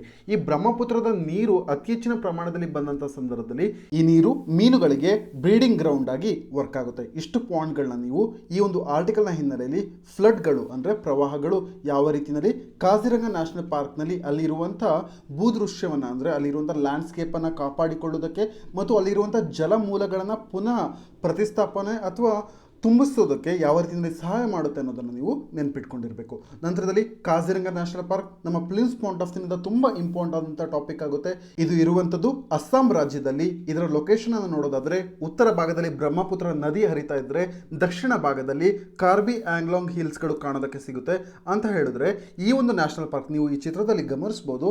ಈ ಒಂದು ನ್ಯಾಷನಲ್ ಪಾರ್ಕ್ ಸ್ಯಾಂಡ್ವಿಚ್ ಆಗಿರುವಂಥದ್ದು ಬ್ರಹ್ಮಪುತ್ರ ರಿವರ್ ಮತ್ತು ಕಾರ್ಬಿ ಆಂಗ್ಲಾಂಗ್ ಹಿಲ್ಸ್ಗಳ ನಡುವೆ ಅಂದ್ರೆ ಮಧ್ಯದಲ್ಲಿ ಈ ಒಂದು ನ್ಯಾಷನಲ್ ಪಾರ್ಕ್ ಕಾಣೋದಕ್ಕೆ ಸಿಗುತ್ತೆ. ನಂತರದಲ್ಲಿ ಈ ಒಂದು ನ್ಯಾಷನಲ್ ಪಾರ್ಕ್ಗೆ ಇರುವಂತಹ ಲೀಗಲ್ ಸ್ಟೇಟಸ್ ಅನ್ನು ನೋಡೋದಾದ್ರೆ ಇದು ನ್ಯಾಷನಲ್ ಪಾರ್ಕ್ ಆಗಿ ಗುರುತಿಸಿಕೊಂಡಂತದ್ದು 1974ರಲ್ಲಿ. ನಂತರದಲ್ಲಿ 1985ರಲ್ಲಿ ಯುನೆಸ್ಕೋ ಕಾಜಿರಂಗ ನ್ಯಾಷನಲ್ ಪಾರ್ಕ್ ಅನ್ನ ವರ್ಲ್ಡ್ ಹೆರಿಟೇಜ್ ಸೈಟ್ ಅಂತ ಹೇಳಿ ಅನೌನ್ಸ್ ಮಾಡುತ್ತೆ. ಮುಂದುವರೆದು 2007ರಲ್ಲಿ ಕಾಜಿರಂಗ ನ್ಯಾಷನಲ್ ಪಾರ್ಕ್ ಅನ್ನ ಟೈಗರ್ ರಿಸರ್ವ್ ಅಂತ ಹೇಳಿ ಕೂಡ ಡಿಕ್ಲೇರ್ ಮಾಡ್ತಾರೆ. ಮತ್ತು ಬರ್ಡ್ ಲೈಫ್ ಇಂಟರ್ನ್ಯಾಷನಲ್ ಈ ಒಂದು ಸಂಸ್ಥೆಯ ಇಂಪಾರ್ಟೆಂಟ್ ಬರ್ಡ್ ಏರಿಯಾ ಅಂತ ಹೇಳಿ ಕೂಡ ಈ ಒಂದು ಕಾಜಿರಂಗ ನ್ಯಾಷನಲ್ ಪಾರ್ಕ್ ರೆಕಗ್ನೈಸ್ ಆಗಿದೆ. ನಂತರದಲ್ಲಿ ಕಾಜಿರಂಗ ನ್ಯಾಷನಲ್ ಪಾರ್ಕ್ ನಲ್ಲಿ ಕಂಡುಬರುವಂತಹ ಇಂಪಾರ್ಟೆಂಟ್ ಅನಿಮಲ್ ಸ್ಪೀಶೀಸ್ ಗಳ ಬಗ್ಗೆ ಚರ್ಚೆ ಮಾಡೋದಾದ್ರೆ ಮುಖ್ಯವಾಗಿ ಇಲ್ಲಿ ಕಂಡುಬರುವಂತದ್ದು ಒನ್ ನಾನ್ ರೈನೋಸರಸ್. ಇಲ್ಲಿ ಪೋವಿತೋರಾ ವೈಲ್ಡ್ ಲೈಫ್ ಸ್ಯಾಂಕ್ಚುರಿ ಅಂತ ಹೇಳಿ ಬರುತ್ತೆ. ಇದು ಕೂಡ ಇರುವಂತದ್ದು ಅಸ್ಸಾಂನಲ್ಲಿಯೇ. ಇಲ್ಲಿ ಹೈಯೆಸ್ಟ್ ಡೆನ್ಸಿಟಿ ನಲ್ಲಿ ಕಾಣಬಹುದು ನಾವು ಒನ್ ನಾನ್ ರೈನೋಸರಸ್. ನಂತರದಲ್ಲಿ ಸೆಕೆಂಡ್ ಹೈಯೆಸ್ಟ್ ರೈನೋಸರಸ್ ನ ಕಾಣುವಂತದ್ದು ಈ ಒಂದು ಅಸ್ಸಾಮಿನ ಕಾಜಿರಂಗ ನ್ಯಾಷನಲ್ ಪಾರ್ಕ್ ನಲ್ಲಿಯೇ. ಪ್ರಪಂಚದಲ್ಲಿಯೇ ಅತಿ ಹೆಚ್ಚು ರೈನೋಸರಸ್ಗಳ ಡೆನ್ಸಿಟಿ ಇರುವಂಥದ್ದು ಪೋವಿತೋರಾ ವೈಲ್ಡ್ ಲೈಫ್ ಸ್ಯಾಂಕ್ಚುರಿನಲ್ಲಿ. ನಂತರ ಎರಡನೇ ಹೈಯೆಸ್ಟ್ ಇರುವಂಥದ್ದು ಈ ಕಾಜಿರಂಗ ನ್ಯಾಷನಲ್ ಪಾರ್ಕ್ನಲ್ಲಿ. ಈ ಪಾಯಿಂಟ್ಸ್ಗಳನ್ನ ನೀವು ನೆನ್ಪಿಟ್ಕೊಂಡಿರಿ. ಇದರ ಜೊತೆಗೆ ಒನ್ ನಾನ್ ರೈನೋಸರಸ್ಗಳ ಜೊತೆಗೆ ಈ ಒಂದು ಪ್ರದೇಶದಲ್ಲಿ ನಮಗೆ ಕಾಣೋದಕ್ಕೆ ಸಿಗುವಂಥ ಬೇರೆ ಅನಿಮಲ್ಸ್ಗಳು ಯಾವುದಿದು ಅಂತ ಹೇಳಿದ್ರೆ ಆನೆಗಳಾಗಿರ್ಬೋದು, ಅಥವಾ Bengal tiger, royal Bengal tiger ಮತ್ತು ಏಷಿಯಾಟಿಕ್ ವಾಟರ್ ಬಫೆಲೋಸ್ಗಳನ್ನು ಕೂಡ ನಾವು ಇಲ್ಲಿ ಕಾಣೋದಕ್ಕೆ ಸಿಗುತ್ತೆ. ಬಿಗ್ ಫೋರ್ ಸ್ಪೀಶೀಸ್ ಅಂತ ಹೇಳಿ ಕರಿತೀವಿ. ಈ ಬಿಗ್ ಫೋರ್ ಸ್ಪೀಶೀಸ್ಗಳು ಯಾವುದಿದು ಅಂತ ಹೇಳಿದ್ರೆ one horn rhinoceros, elephant, royal Bengal tiger ಮತ್ತು ಏಷಿಯಾಟಿಕ್ ವಾಟರ್ ಬಫೆಲೋ. ಈ ಎಲ್ಲ ಅನಿಮಲ್ಗಳ ಕನ್ಸರ್ವೇಷನ್ ನಿಟ್ಟಿನಲ್ಲಿ ಎಫರ್ಟ್ಸ್ ಆಗ್ತಾ ಇದೆ ಕಾಜಿರಂಗ ನ್ಯಾಷನಲ್ ಪಾರ್ಕ್. ಇವುಗಳನ್ನ ಬಿಗ್ ಫೋರ್ ಸ್ಪೀಶೀಸ್ ಅಂತ ಹೇಳಿ ಕಾಜಿರಂಗ ನ್ಯಾಷನಲ್ ಪಾರ್ಕ್ನ ಹಿನ್ನೆಲೆಯಲ್ಲಿ ಕರಿತೇವೆ. ಈ ಒಂದು ಪಾಯಿಂಟ್ ಅನ್ನು ಕೂಡ ನೀವು ನೆನ್ಪಿಟ್ಕೊಂಡಿರಿ. ಮತ್ತು ಅಸ್ಸಾಂನಲ್ಲಿ ಇರುವಂತಹ ಬೇರೆ ನ್ಯಾಷನಲ್ ಪಾರ್ಕ್ಸ್ಗಳು ಯಾವುದಿದ್ದು ಅನ್ನೋದನ್ನು ನೋಡೋದಾದ್ರೆ Manas national park, Nameri national park, Rajiv Gandhi Orang national park ಮತ್ತು ದಿಬ್ರು ಸೈಕೋವಾ ನ್ಯಾಷನಲ್ ಪಾರ್ಕ್. ಈ ಎಲ್ಲ ನ್ಯಾಷನಲ್ ಪಾರ್ಕ್ಸ್ಗಳು ಬರುವಂಥದ್ದು ಅಸ್ಸಾಂ ರಾಜ್ಯದಲ್ಲಿ. ಇಷ್ಟು ಪಾಯಿಂಟ್ಗಳನ್ನ ನೀವು ಈ ಒಂದು ಆರ್ಟಿಕಲ್ನ ಹಿನ್ನೆಲೆಯಲ್ಲಿ ನೆನ್ಪಿಟ್ಕೊಂಡಿರ್ಬೇಕಾಗುತ್ತೆ. ನಂತರದಲ್ಲಿ ನಮ್ಮ ಮುಂದಿನ ಮೂರನೇ ಸಬ್ ಟಾಪಿಕ್ ಯಾವುದು ಅನ್ನೋದನ್ನ ನೋಡೋದಾದ್ರೆ ಅದು ಒನ್ ನಾನ್ ರೈನೋಸರಸ್, ಅಂದ್ರೆ ಒಂದು ಕೊಂಬು ಇರುವಂತ ಗೆಂಡಾಮೃಗ ಅಂತಾನೆ ಹೇಳ್ಬೋದು. ಒನ್ ನಾನ್ ರೈನೋಸರಸ್ ಬಗ್ಗೆ ಹೇಳೋದಾದ್ರೆ ಇವುಗಳ ಐಯುಸಿಎನ್ ಸ್ಟೇಟಸ್ ಅನ್ನ, ಕನ್ಸರ್ವೇಷನ್ ಸ್ಟೇಟಸ್ ಅನ್ನ ನಾವು ನೆನ್ಪಿಟ್ಟುಕೊಳ್ಳುವಂಥದ್ದು ಇಂಪಾರ್ಟೆಂಟ್ ಆಗುತ್ತೆ. ಇದಕ್ಕೆ ಇರುವಂತಹ ಸ್ಟೇಟಸ್ ಯಾವುದು ಅಂತ ಹೇಳಿದ್ರೆ ವಲ್ನರೇಬಲ್. ಈ ಒಂದು ಪಾಯಿಂಟ್ ಅನ್ನು ನೀವು ನೆನ್ಪಿಟ್ಕೊಂಡಿರಿ. ವಲ್ನರೇಬಲ್ ಸ್ಟೇಟಸ್ ಅನ್ನ ಒನ್ ನಾನ್ ರೈನೋಸರಸ್ಗಳು ಹೊಂದಿದ್ದಾವೆ. ಮತ್ತು ಇವುಗಳ ಡೆನ್ಸಿಟಿ ಬಗ್ಗೆ ನಾವು ಈಗಾಗಲೇ ಚರ್ಚೆ ಮಾಡಿದ್ವಿ. ಪ್ರಪಂಚದಲ್ಲಿ ಒಟ್ಟು ಗಮನಿಸಿದ್ರೆ ಒನ್ ನಾನ್ ರೈನೋಸರಸ್ಗಳ ಡೆನ್ಸಿಟಿ ಅತಿ ಹೆಚ್ಚು ಇರುವಂಥದ್ದು ಭಾರತದಲ್ಲಿಯೇ, ಅದು ಕೂಡ ಅಸ್ಸಾಂ ರಾಜ್ಯದಲ್ಲಿಯೇ. ಮೊದಲನೇದಾಗಿ ಪೋವಿತೋರಾ ವೈಲ್ಡ್ ಲೈಫ್ ಸ್ಯಾಂಕ್ಚುರಿನಲ್ಲಿ ಹೈಯೆಸ್ಟ್ ಡೆನ್ಸಿಟಿ ಇದೆ. ನಂತರದಲ್ಲಿ ಬರುವಂಥದ್ದು ಕಾಜಿರಂಗ ನ್ಯಾಷನಲ್ ಪಾರ್ಕ್. ಈ ಪಾಯಿಂಟ್ಸ್ಗಳನ್ನ ನೀವು ನೆನ್ಪಿಟ್ಕೊಂಡಿರಿ. ನಂತರದಲ್ಲಿ ನಾವು ಇವತ್ತು ಕಾಜಿರಂಗ ನ್ಯಾಷನಲ್ ಪಾರ್ಕ್ ಆಗಿರ್ಬೋದು, ಒನ್ ನಾನ್ ರೈನೋಸರಸ್ ಆಗಿರ್ಬೋದು, ಇವುಗಳನ್ನ ಯಾವ ಹಿನ್ನೆಲೆಯಲ್ಲಿ ಚರ್ಚೆ ಮಾಡ್ತಿದ್ದೇವೆ ಅಂತ ಹೇಳಿದ್ರೆ ಅಸ್ಸಾಂನಲ್ಲಿ ಆಗಿರುವಂತಹ ಪ್ರವಾಹದ ಹಿನ್ನೆಲೆಯಲ್ಲಿ. ಈಗ ಒಂದು ಪಕ್ಷ ಈ ಒಂದು ಕಾಜಿರಂಗ ನ್ಯಾಷನಲ್ ಪಾರ್ಕ್ನಲ್ಲಿ ಪ್ರವಾಹದ ಭೀಕರತೆ ಜಾಸ್ತಿ ಆಯಿತು ಅಂತ ಹೇಳಿ ಅನ್ಕೊಂಡ್ರೆ, ಬ್ರಹ್ಮಪುತ್ರ ನದಿಯಿಂದಾಗಿ ಪ್ರವಾಹದ ಭೀಕರತೆ ಜಾಸ್ತಿ ಆಯಿತು ಅಂತ ಹೇಳಿದ್ರೆ ಈ ಒಂದು ನ್ಯಾಷನಲ್ ಪಾರ್ಕ್ನಲ್ಲಿ ಇರುವಂತಹ ಪ್ರಾಣಿಗಳು ಕಾರ್ಬಿ ಆಂಗ್ಲಾಂಗ್ ಬೆಟ್ಟದಲ್ಲಿ ಆಶ್ರಯವನ್ನು ಪಡೆಯುವುದಕ್ಕೆ ಮುಂದಾಗ್ತವೆ. ಅಂದ್ರೆ ಈ ಒಂದು ನ್ಯಾಷನಲ್ ಪಾರ್ಕ್ ಇಂದ ಈ ಒಂದು ಬೆಟ್ಟವನ್ನು ರೀಚ್ ಆಗಬೇಕು ಅಂತ ಹೇಳಿದ್ರೆ ಮಧ್ಯದಲ್ಲಿ ಬರುವಂತ ನ್ಯಾಷನಲ್ ಹೈವೇ 37 ಅನ್ನ ಕ್ರಾಸ್ ಮಾಡಬೇಕಾಗುತ್ತೆ. ಈ ಸಂದರ್ಭದಲ್ಲಿ ಹಲವಾರು ಪ್ರಾಣಿಗಳು ಸಾವನ್ನಪ್ಪುತ್ತವೆ ರೋಡ್ ಆಕ್ಸಿಡೆಂಟ್ಸ್ ಗಳಿಂದಾಗಿ. ಮತ್ತು ಇದರ ಜೊತೆಗೆ ಈ ಒಂದು ದುರ್ಬಲತೆಯ ಅಂಶವನ್ನ ಲಾಭ ಪಡೆಯೋದಕ್ಕೋಸ್ಕರ ಈ ಬೇಟೆಗಾರರು ಏನಿರ್ತಾರೆ, ಪೋಚರ್ಸ್ಗಳು ಏನಿರ್ತಾರೆ, ಅವರುಗಳು ಕೂಡ ಪ್ರಾಣಿಗಳನ್ನ ಕೊಲ್ತಾರೆ. ಮತ್ತು ಈ ಪ್ರಾಣಿಗಳು ಈ NH-37 ಕ್ರಾಸ್ ಮಾಡುವಂತಹ ಸಂದರ್ಭದಲ್ಲಿ ಬೇರೆ ಹಳ್ಳಿಗಳನ್ನ ತಲುಪಿದೆ ಆದರೆ ಆ ಒಂದು ಪ್ರದೇಶದಲ್ಲಿ ಹ್ಯೂಮನ್ ಅನಿಮಲ್ ಕಾನ್ಫ್ಲಿಕ್ಟ್ ಕೂಡ, ಅಂದ್ರೆ ಮಾನವ ಮತ್ತು ಪ್ರಾಣಿಗಳ ನಡುವೆ ಸಂಘರ್ಷ ಕೂಡ ಜಾಸ್ತಿ ಆಗುತ್ತೆ. ಈ ಎಲ್ಲ ಪಾಯಿಂಟ್ಗಳನ್ನ ಕೂಡ ನೀವು, ಈ ಎಲ್ಲ ಡೈಮೆನ್ಷನ್ಸ್ಗಳನ್ನ ಎಸ್ಪೆಷಲಿ ಎಕ್ಸಾಮ್ಗಳಲ್ಲಿ ಮೆನ್ಷನ್ ಮಾಡುವಂಥದ್ದು ತುಂಬಾ ಇಂಪಾರ್ಟೆಂಟ್ ಆಗುತ್ತೆ. ಈಗ ನಾವು ಮುಂದುವರೆದು ಇವತ್ತಿನ ನ್ಯೂಸ್ ಪೇಪರ್ ಆರ್ಟಿಕಲ್ ನಲ್ಲಿ ನೀಡಿರುವಂತಹ ಹೈಲೈಟ್ ಪಾಯಿಂಟ್ಸ್ಗಳ ಚರ್ಚೆಗೆ ಮುಂದುವರೆದಿದೆ. ಆದರೆ ಇಲ್ಲಿ ಈ ಒಂದು ಆರ್ಟಿಕಲ್ ನಲ್ಲಿ ಒಂದು ರೈನೋಸರಸ್ನ ಬಗ್ಗೆ ಮಾತನಾಡ್ತಿದ್ದಾರೆ. ಅದಕ್ಕೆ ಈಗ 30 ವರ್ಷವಾಗಿದೆ ಅಂತ ಹೇಳಿ ಹೇಳ್ತಾ ಇದ್ದಾರೆ. ಅದು ಈಗ ಯಾವ ರೀತಿಯಲ್ಲಿ ತೊಂದರೆನ ಅನುಭವಿಸ್ತಿದೆ ಅಂತ ಹೇಳಿದ್ರೆ, ನಾನು ಈಗಾಗಲೇ ಹೇಳಿರುವಂತೆ ನ್ಯಾಷನಲ್ ಹೈವೇ 37 ಅನ್ನ ಕ್ರಾಸ್ ಮಾಡುವಂಥ ಸಂದರ್ಭದಲ್ಲಿ ತೊಂದರೆಗೆ ಈಡಾಗಿದೆ. ಮತ್ತು ಈ ರೈನೋಸರಸ್ಗಳ ಐಸೈಟ್ ಅಂದರೆ ಕಣ್ಣಿನ ದೃಷ್ಟಿ ತುಂಬ ಕಡಿಮೆದಾಗಿರುತ್ತೆ. ಅಂದರೆ ಪೂರ್ ಐಸೈಟನ್ನು ಹೊಂದಿರ್ತವೆ ಈ ಪ್ರಾಣಿಗಳು, ಅಥವಾ ಬ್ಲರ್ ವಿಷನನ್ನು ಹೊಂದಿರ್ತವೆ ಅಂತಲೇ ಹೇಳ್ಬೋದು. ಆದ ಕಾರಣದಿಂದಾಗಿ ಈ ರೈನೋಸರಸ್ಗಳಿಗೆ ಈ ಒಂದು ರೋಡನ್ನು ಕ್ರಾಸ್ ಮಾಡ್ತಿರುವಂಥ ಸಂದರ್ಭದಲ್ಲಿ, ನ್ಯಾಷನಲ್ ಹೈವೇ 37ನ ಕ್ರಾಸ್ ಮಾಡ್ತಿರುವಂಥ ಸಂದರ್ಭದಲ್ಲಿ ತೊಂದರೆಗೆ ಒಳಗಾಗ್ತವೆ ಅಂತ ಹೇಳಿ ಈ ಒಂದು ಆರ್ಟಿಕಲ್ನಲ್ಲಿ ಮೆನ್ಷನ್ ಮಾಡಿದ್ದಾರೆ. ಮುಖ್ಯವಾಗಿ ನಾವಿಲ್ಲಿ ಅಬ್ಸರ್ವ್ ಮಾಡಬೇಕಂತ ಪಾಯಿಂಟ್, ನಮ್ಮ ಎಕ್ಸಾಮಿನೇಷನ್ ಪಾಯಿಂಟ್ ಆಫ್ ವ್ಯೂನಿಂದ ಒನ್ ನಾನ್ ರೈನೋಸರಸ್ ಬಗ್ಗೆ ನಾವು ತಿಳ್ಕೊಂಡಿರಬೇಕು. ಈ ರೈನೋಸರಸ್ಗಳಲ್ಲಿ ಆಕ್ಚುಲಿ 3 ಸ್ಪೀಶೀಸ್ ಇದೆ. ಮೊದಲನೇದು ಗ್ರೇಟರ್ ಒನ್ ನಾನ್ ರೈನೋಸರಸ್, ಅಂದ್ರೆ ಒಂದು ಕೊಂಬಿನ ಗೆಂಡಾಮೃಗ ಅಂತ ಹೇಳಿ. ಇದರ ಐಯುಸಿಎನ್ ಸ್ಟೇಟಸ್ ಅನ್ನು ನಾನು ಈಗಾಗಲೇ ಹೇಳಿರುವಂತೆ ಇದರ ಐಯುಸಿಎನ್ ಸ್ಟೇಟಸ್ ವಲ್ನರೇಬಲ್ ಆಗಿದೆ. ನಂತರದಲ್ಲಿ ಎರಡನೇ ಸ್ಪೀಶೀಸ್ ಜಾವನ್ ರೈನೋಸರಸ್ ಅಂತ ಹೇಳಿ, ಇದು ಕ್ರಿಟಿಕಲಿ ಎಂಡೇಂಜರ್ಡ್ ಆಗಿದೆ. ಮತ್ತು ಮೂರನೆಯ ಸ್ಪೀಶೀಸ್ ಸುಮಾತ್ರನ್ ಸ್ಪೀಶೀಸ್ ಅಂತ ಹೇಳಿ, ಇದು ಕೂಡ ಕ್ರಿಟಿಕಲಿ ಎಂಡೇಂಜರ್ಡ್ ಆಗಿದೆ. ನಂತರದಲ್ಲಿ ಒನ್ ನಾನ್ ರೈನೋಸರಸ್ ನಮಗೆ ಕಾಣೋದಕ್ಕೆ ಸಿಗುವಂಥದ್ದು ಕೇವಲ ಭಾರತದಲ್ಲಿ, ಮತ್ತು ಇನ್ನುಳಿದಂತ ಬೇರೆ ರೈನೋಸರಸ್ಗಳು ದೇಶಗಳು ನಮಗೆ ಕಾಣೋದಕ್ಕೆ ಎಲ್ಲೆಲ್ಲಿ ಸಿಗುತ್ತೆ ಅಂತ ಹೇಳಿದ್ರೆ ನೇಪಾಳ, ಭೂತಾನ್, ಇಂಡೋನೇಷ್ಯಾ ಮತ್ತು ಮಲೇಷ್ಯಾದಲ್ಲಿ ಕಾಣೋದಕ್ಕೆ ಸಿಗುತ್ತೆ. ನಂತರದಲ್ಲಿ ಭಾರತದಲ್ಲಿ ರೈನೋಸರಸ್ಗಳ ಒನ್ ರೈನೋಸರಸ್ಗಳ ಸಂಖ್ಯೆ ಎಲ್ಲಿ ಜಾಸ್ತಿ ಇದೆ ಅನ್ನೋದನ್ನ ನೋಡೋದಾದ್ರೆ ಕಾಜಿರಂಗ ನ್ಯಾಷನಲ್ ಪಾರ್ಕ್ನಲ್ಲಿ ಒನ್ ರೈನೋಸರಸ್ಗಳ ಸಂಖ್ಯೆ ಜಾಸ್ತಿ ಇದೆ. ನೀವು ಇಲ್ಲಿ ಕನ್ಫ್ಯೂಸ್ ಆಗಬಾರ್ದು. ಕ್ಲಿಮ್ಸ್ನಲ್ಲಿ ರೈನೋಸರಸ್ಗಳ ಸಂಖ್ಯೆ ಅಥವಾ ರೈನೋಸರಸ್ಗಳ ನಂಬರ್ ಅಥವಾ ರೈನೋಸರಸ್ಗಳ ಡೆನ್ಸಿಟಿ ಅಂತ ಹೇಳಿ ಮೆನ್ಷನ್ ಮಾಡಿದಂಥ ಸಂದರ್ಭದಲ್ಲಿ ರೈನೋಸರಸ್ಗಳ ನಂಬರ್ ಜಾಸ್ತಿ ಇರುವಂಥದ್ದು ಕಾಜಿರಂಗ ನ್ಯಾಷನಲ್ ಪಾರ್ಕ್ನಲ್ಲಿ. ಆದರೆ ರೈನೋಸರಸ್ಗಳ ಡೆನ್ಸಿಟಿ ಅಂತ ಹೇಳಿದ್ರೆ ಕಡಿಮೆ ಭೂಭಾಗದಲ್ಲಿ ಅತಿ ಹೆಚ್ಚು ರೈನೋಸರಸ್ಗಳು ಕಾಣೋದಕ್ಕೆ ಸಿಗುವಂಥದ್ದು ಪೂಬಿತೋರ ವೈಲ್ಡ್ ಲೈಫ್ ಸ್ಯಾಂಕ್ಚುರಿನಲ್ಲಿ. ಈ ಪಾಯಿಂಟ್ ಅನ್ನು ನೀವು ನೆನ್ಪಿಟ್ಕೊಂಡಿರಬೇಕು. ರೈನೋಸರಸ್ ನಂಬರ್ ಬೇರೆ, ರೈನೋಸರಸ್ ಡೆನ್ಸಿಟಿ ಬೇರೆ. ಇಷ್ಟು ಪಾಯಿಂಟ್ಗಳನ್ನ ನೀವು ಈ ಒಂದು ಆರ್ಟಿಕಲ್ನ ಹಿನ್ನೆಲೆಯಲ್ಲಿ ತಿಳ್ಕೊಂಡಿದ್ರೆ ಸಾಕಾಗುತ್ತೆ. ಮುಖ್ಯವಾಗಿ ನಾವು ಮೊದಲನೇದಾಗಿ ಅಸ್ಸಾಂ ಫ್ಲಡ್ಸ್ಗಳ ಬಗ್ಗೆ ಚರ್ಚೆ ಮಾಡಿದ್ವಿ. ನಂತರದಲ್ಲಿ ಅದರಿಂದ ಆಗುವಂಥ ಪ್ರಾಬ್ಲಮ್ಸ್ಗಳ ಬಗ್ಗೆ ಚರ್ಚೆ ಮಾಡಿದ್ವಿ. ನಂತರದಲ್ಲಿ ಕಾಜಿರಂಗ ನ್ಯಾಷನಲ್ ಪಾರ್ಕ್ಗೆ ಈ ಒಂದು ಪ್ರವಾಹ ಯಾವ ರೀತಿಯಲ್ಲಿ ಸಹಾಯ ಮಾಡುತ್ತೆ ಅನ್ನೋದನ್ನು ನೋಡಿದ್ವಿ.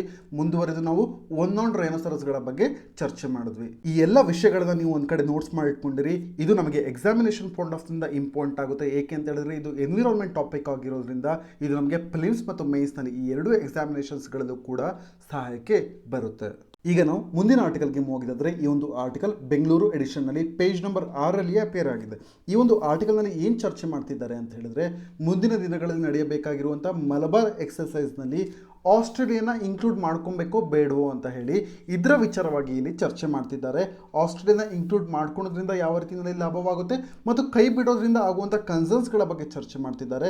ನಮಗೆಲ್ಲರಿಗೂ ಗೊತ್ತು ಕ್ವಾಡ್ ಕಂಟ್ರೀಸ್ಗಳು ಅಂದರೆ ಕ್ವಾಡ್ ಕಂಟ್ರೀಸ್ ಅಂತ ಹೇಳಿದ್ರೆ ಇದೊಂದು ಆಂಟಿ ಚೈನಾ ಗ್ರೂಪ್ ಅಂತಲೇ ಹೇಳ್ಬೋದು. ಕ್ವಾಡ್ ಕಂಟ್ರೀಸ್ಗಳಲ್ಲಿ ಇರುವಂಥ ದೇಶಗಳು ಯಾವುದಾದ್ರು ಇಂಡಿಯಾ, ಜಪಾನ್, USA ಮತ್ತು ಆಸ್ಟ್ರೇಲಿಯಾ. ಆದರೆ ಮಲಬಾರ್ ಎಕ್ಸರ್ಸೈಸ್ ಅನ್ನು ಕಂಡಕ್ಟ್ ಮಾಡುವಂಥ ದೇಶಗಳು ಯಾವುದಾದ್ರು ಅಂತ ಹೇಳಿದ್ರೆ ಇಂಡಿಯಾ, ಜಪಾನ್ ಮತ್ತು USA. ಮಲಬಾರ್ ಎಕ್ಸರ್ಸೈಸ್ ಪ್ರೆಸೆಂಟ್ ಆಗಿ ಪ್ರಸ್ತುತವಾಗಿ ಆಸ್ಟ್ರೇಲಿಯಾನ ಇನ್ಕ್ಲೂಡ್ ಮಾಡಿಲ್ಲ. ಆದ ಕಾರಣದಿಂದಾಗಿ ಈ ಒಂದು ಆರ್ಟಿಕಲ್ನಲ್ಲಿ ಏನು ಚರ್ಚೆ ಮಾಡ್ತಿದ್ದಾರೆ ಅಂತ ಹೇಳಿದ್ರೆ ಆಸ್ಟ್ರೇಲಿಯಾವನ್ನ ಈಗ ಮಲಬಾರ್ ಎಕ್ಸರ್ಸೈಸ್ಗೆ ಇನ್ವೈಟ್ ಮಾಡೋದ್ರಿಂದ ಆಗುವಂಥ ಲಾಭಾಂಶಗಳ ಬಗ್ಗೆ ಇಲ್ಲಿ ಚರ್ಚೆ ಮಾಡ್ತಿದ್ದಾರೆ. ಈ ಒಂದು ಆರ್ಟಿಕಲ್ನ ಬಗ್ಗೆ ನಾವೀಗ ದೀರ್ಘವಾಗಿ ಚರ್ಚೆ ಮಾಡೋಣ. ಈ ಒಂದು ಆರ್ಟಿಕಲ್ನ ನೀವು ಸಿಲೆಬಸ್ GS2 ಕೆಳಗಡೆ ಬರುವಂಥ bilateral, regional and global groupings and agreements involving India and or affecting India's interest ಈ ಒಂದು ಟಾಪಿಕ್ನ ಕೆಳಗಡೆ ನೀವು ನೋಟ್ಸ್ನ ಮಾಡ್ಕೊಬೋದು. ಈಗ ಮೊದಲನೇದಾಗಿ ಈ ಒಂದು ಎಡಿಟೋರಿಯಲ್ನಲ್ಲಿ ಲೇಖಕರು ಏನು ಹೇಳ್ತಿದ್ದಾರೆ ಅಂತ ಹೇಳಿದ್ರೆ ಈಗ ಮೀಡಿಯಾಗಳಲ್ಲಿ ಇಂಡಿಯಾದ ಮೀಡಿಯಾದಲ್ಲಿ ನ್ಯೂ ಡೆಲ್ಲಿ ಮೀಡಿಯಾದಲ್ಲಿ ಒಂದು ಸ್ಪೆಕ್ಯುಲೇಷನ್ ಇದೆ. ಏನು ಅಂತ ಹೇಳಿದ್ರೆ ಆಸ್ಟ್ರೇಲಿಯಾನು ಕೂಡ ಭಾರತ ಇನ್ವೈಟ್ ಮಾಡೋದಿದೆ ಮಲಬಾರ್ ನಾವಲ್ ಎಕ್ಸರ್ಸೈಸ್ಗೆ ಅಂತ ಹೇಳಿ ಹೇಳ್ತಾ ಇದ್ದಾರೆ. ಅಂದರೆ ಮಲಬಾರ್ ಎಕ್ಸರ್ಸೈಸ್ಗೆ ಆಸ್ಟ್ರೇಲಿಯಾವನ್ನ ಇನ್ವೈಟ್ ಮಾಡಿದಂಥ ಸಂದರ್ಭದಲ್ಲಿ ಏನಾಗುತ್ತೆ ಅಂತ ಹೇಳಿದ್ರೆ ಈ ಒಂದು ನಾವೆಲ್ ಎಕ್ಸರ್ಸೈಸ್ ಕ್ವಾಡ್ ಆಗಿ ಕನ್ವರ್ಟ್ ಆಗುತ್ತೆ. ಈಗ ಕ್ವಾಡ್ ಅಂತ ಹೇಳಿದ್ರೆ ಕ್ವಾಡ್ರಿಲ್ಯಾಟರಲ್ ಗ್ರೂಪ್ಸ್ ಅಂತಲೇ ಹೇಳ್ಬೋದು.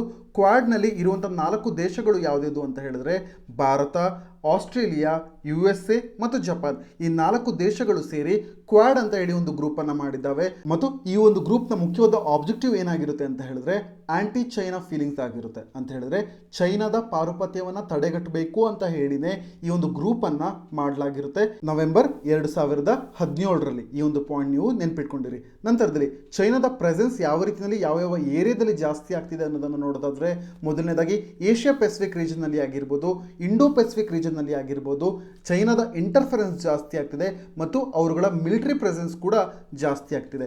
ಈ ರೀತಿ ಅವರ ಅಗ್ರೆಷನ್ ಪಾಲಿಸಿಯನ್ನು ಅಂದರೆ ಭೂಮಿಯನ್ನು ಕಬಳಿಸುವಂಥ ವಿಚಾರದಲ್ಲಿ ಚೈನಾ ಹಾಕುವಂಥ ಮ್ಯಾಪನ್ನು ಈ ಒಂದು ಅಗ್ರೆಷನ್ ಪಾಲಿಸಿಯನ್ನು ತಡೆಗಟ್ಟಬೇಕು ಅಂತಾನೆ 2017ರಲ್ಲಿ ಈ ಒಂದು ಕ್ವಾಡ್ ಗ್ರೂಪನ್ನು ತರಲಾಯಿತು. ನಂತರದಲ್ಲಿ ಈಗ ಭಾರತದ ಮುಂದೆ ಇರುವಂಥ ಪ್ರಶ್ನೆ ಏನು ಅಂತ ಹೇಳಿದ್ರೆ ಈ ಒಂದು ಕ್ವಾಡ್ ಗ್ರೂಪ್ನ ರೀತಿಯಲ್ಲಿಯೇ ಮಲಬಾರ್ ನಾವೆಲ್ ಎಕ್ಸರ್ಸೈಸ್ನು ಕಂಡಕ್ಟ್ ಮಾಡಬೇಕಾ ಅಂತ ಹೇಳಿ.